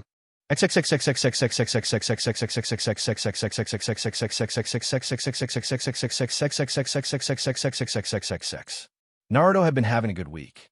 The kids' training was coming along nicely, and they hadn't complained when he suggested they study history in their spare time. To him, it wasn't important, but then again, it never hurt to study past battles and apply it to your current strategy. It never hurt to learn anything and that was something he tried to impart to his students. Jiraiya was a perfect example of a ninja never stopping learning. The old hermit was fascinated with his oiroke no jutsu and tried multiple times to use it, but to no avail. It didn't mean he stopped learning, though. Naruto looked out over his students and beamed them a smile. He still refused to learn their names, but he was quite proud of them. The other academy teachers had requested that he alert them when he was about to give a lecture. For what purpose, Naruto didn't know. He made a few Kage bunshins to go and tell the teachers he was ready, and that's when he saw Temari. Several of the younger kunoichi saw her as well, and were excited to see the sister of the Kazekage and a powerful jounin in her own right. He smirked and motioned for her to come over. Temari walked over as smoothly as she could, trying to make it seem like she was uninterested while trying to swing her hips as seductively as she could while being subtle. The kids wouldn't pick up on the body language, but Naruto sure as hell did. He'd hung around a perverted ninja too much not to notice that walk. He didn't let it faze him too long, though, and he smiled at his housemate. "Hello, Temari. Come to see the crop of students. Actually, I've come to listen to one of your infamous lectures. They've gained quite a reputation, and I want to hear at least one." "Okay. I didn't know they were that popular. I have to wait for the other teachers, though. They wanted me for something. Hang around, and I'll take you to lunch." Many of the students began to catcall at his offer and were immediately shushed by a stern glare from their teacher. Temari blushed slightly at the insinuation, but caught herself enough to offer her own glare at the kids and walk back to her position at the wall, muttering about stupid brats. Naruto wasn't sure if that was aimed at his students or at him. After a few more minutes, the other teachers all came out with their students and sat behind Naruto's own. Temari quirked an eyebrow at the audience he had. Surely, his lectures weren't that great. They were good, but to empty the school just to listen to one? That was unheard of. She watched with slight trepidation as Urameshi Kari approached Naruto with a smile. "We're ready when you are, Naruto-san." Naruto looked at her perplexed. He truly didn't know what was going on. "Ready for what? Why did you all request I get you before my lecture?" "Why? Because we wanted our students to listen to it. And it might give us some pointers so we can spice up our own lectures. Just be yourself and lecture about the subject you had in store for your students. Do us proud." Naruto gulped and straightened his back. He'd never had an audience of this size. It was one thing to preach to his own students. It was quite another to lecture to impressionable students who were the responsibility of others. He turned back to Temari, and she gave him a reassuring smile and waved her hand in a circular motion, beckoning for him to begin. He sighed and turned back to the crowd. "Let me first thank all of you for taking time out of your schedules to come and hear what I have to say. I hope that I live up to your expectations. For those students who don't know me, I am Uzumaki Naruto, container of the Kyuubi. I'm a former resident of Konoha, but I am now a Sunanin. It is my pleasure to speak to you today. I would like to speak to you all about loyalty to one's village and comrades today." Temari's eyes flew wide open. "Oh yes, this will be most interesting. Perhaps I should send for Gaara." There was no need. As if on cue, her brother appeared at her side. He nodded to her and turned his attention to his best friend. "I come from a village that espouses teamwork and loyalty above all else. And if I do say so myself, Konoha is pretty damn good at sticking to its guns. But there are glaring instances of shinobi going against that creed. I used to have a teammate by the name of Uchiha Sasuke, a holder of a sharingan. We hated each other, but over time we began to get closer. His older brother wiped out his clan, and he wanted to kill him. Sasuke would do anything to gain power to kill him, even if it meant selling his soul and betraying his village. I grew up with no one loving me, no one taking care of me. Sasuke had it all. People doting all over him, teachers lining up to take him as a pupil, a large inheritance, but he didn't care for any of it. As an Uchiha, he thought he was entitled to those things. Everything was given to him. I don't agree with that, and I never have. Being given things breeds arrogance and the philosophy that you are better than everyone else. There is a subtle grace to learning something, attaining it the hard way. It makes you appreciate what you have more. And being taught breeds loyalty. Being taught means someone has a vested interest in you and your welfare. Being taught means you are worthwhile, and therefore, You are loyal to that person because they take interest in you. I had a teacher in Konoha like that. I was the dead last, a word I hate and loathe with all my being. I hate the word prodigy. I hate the word genius. I had a teacher who didn't subscribe to that either, and he has my undying loyalty because he took an interest in me. Not much of one at first, but enough to show me that I was important, that I wasn't a nobody. I was Uzumaki Naruto, and I meant something. Then came my next teacher.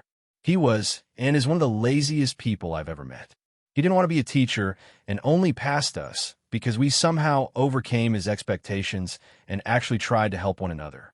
One of those who espoused teamwork over everything. But aside from chakra control, he never taught me anything. But I was loyal to him because he noticed me. He wasn't the best person in the world, but he actually called me by my name. He didn't call me names. But then he cast me aside to a different teacher that didn't want me. And my trust in him was shattered. But I still wanted acceptance, and so my loyalty stood. Then my substitute teacher lost a one-sided fight with my master. I call him master because he is the only true teacher I've ever had. Jiraiya of the Sannin is my master. I'd never admit that to his face, of course, but I am loyal to him without question. It's been said that I would do anything to help my friends, and that is true. I'd fight the Shinigami himself if I thought it would save my precious people. Notice that I never once said that I was loyal to Konoha. I was loyal to the people in it. That village never gave me a damn thing, and yet I still wanted to protect the people. You'd think that, it being one of their yandame's final wishes, that the people of Konoha would see me as a hero and not as a monster. But that is the fate of a Jinchuriki, to be hated and reviled, even as we struggle to maintain our humanity in the face of adversity. It's been said that a person is smart. You can tell an individual something, and if they're given adequate time to weigh what they hear, they can form a rational opinion. People are dumb, stupid, ignorant animals, and together, they can bring even the most virtuous and righteous of men to their knees. Listen to me when I say it is good to be loyal to your village. It is your home, and you should always protect it with everything you have.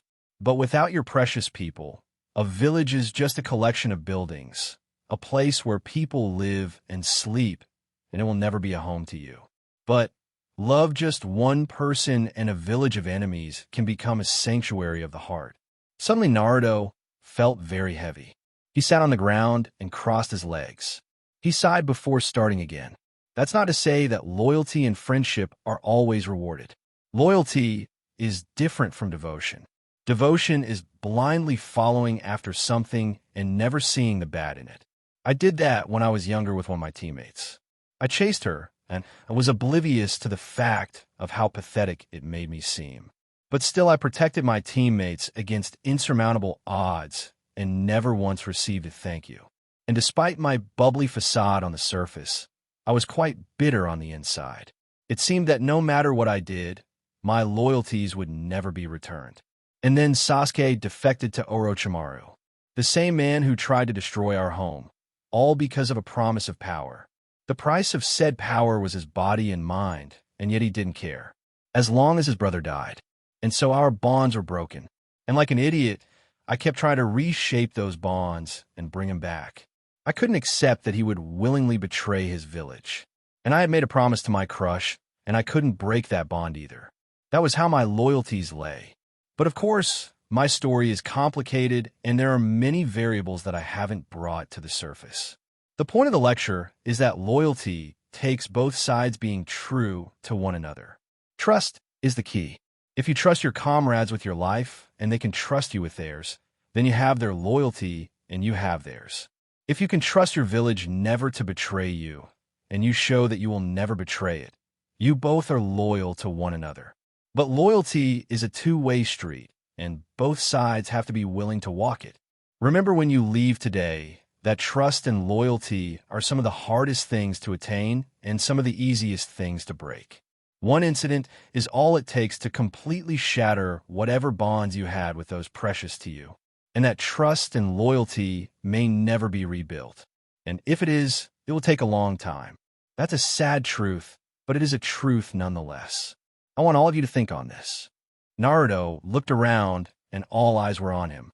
The children sat in awe at the frank discussion, and even the teachers were impressed. Naruto sighed and smiled at the throng. Sometimes he felt so old. Remember to protect those precious to you. I say that quite a lot, but it is a rule to live by. Remain true to your ideals, and your loyalty will never be questioned. And if anyone ever questions your loyalty, work twice as hard to prove you are the better man. Do not sink to their level, questioning a fellow ninja's integrity. If there is one thing I cannot stand, it is a traitor to one's village and friends.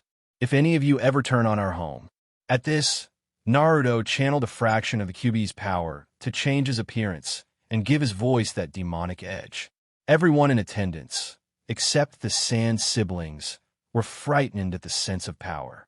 When he wanted to point across, he'd get the point across. I will have no mercy upon you.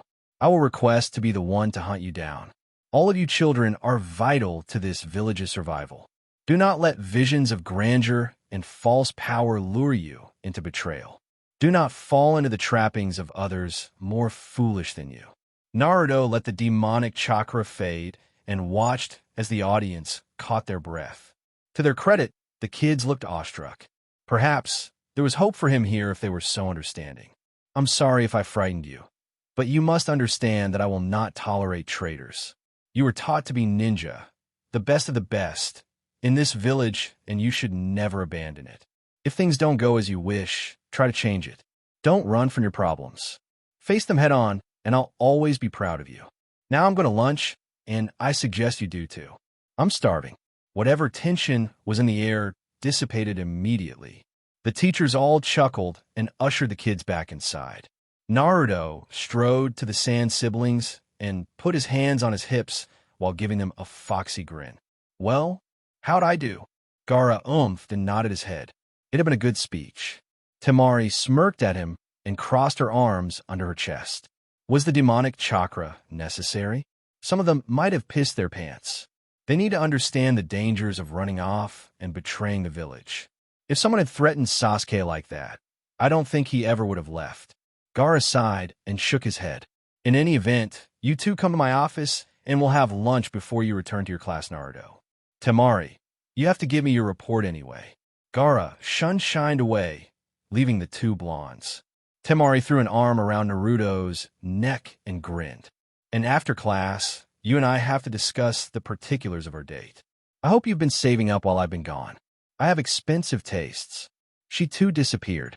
Naruto stood blinking for a moment before sighing. Why did I ever agree to that?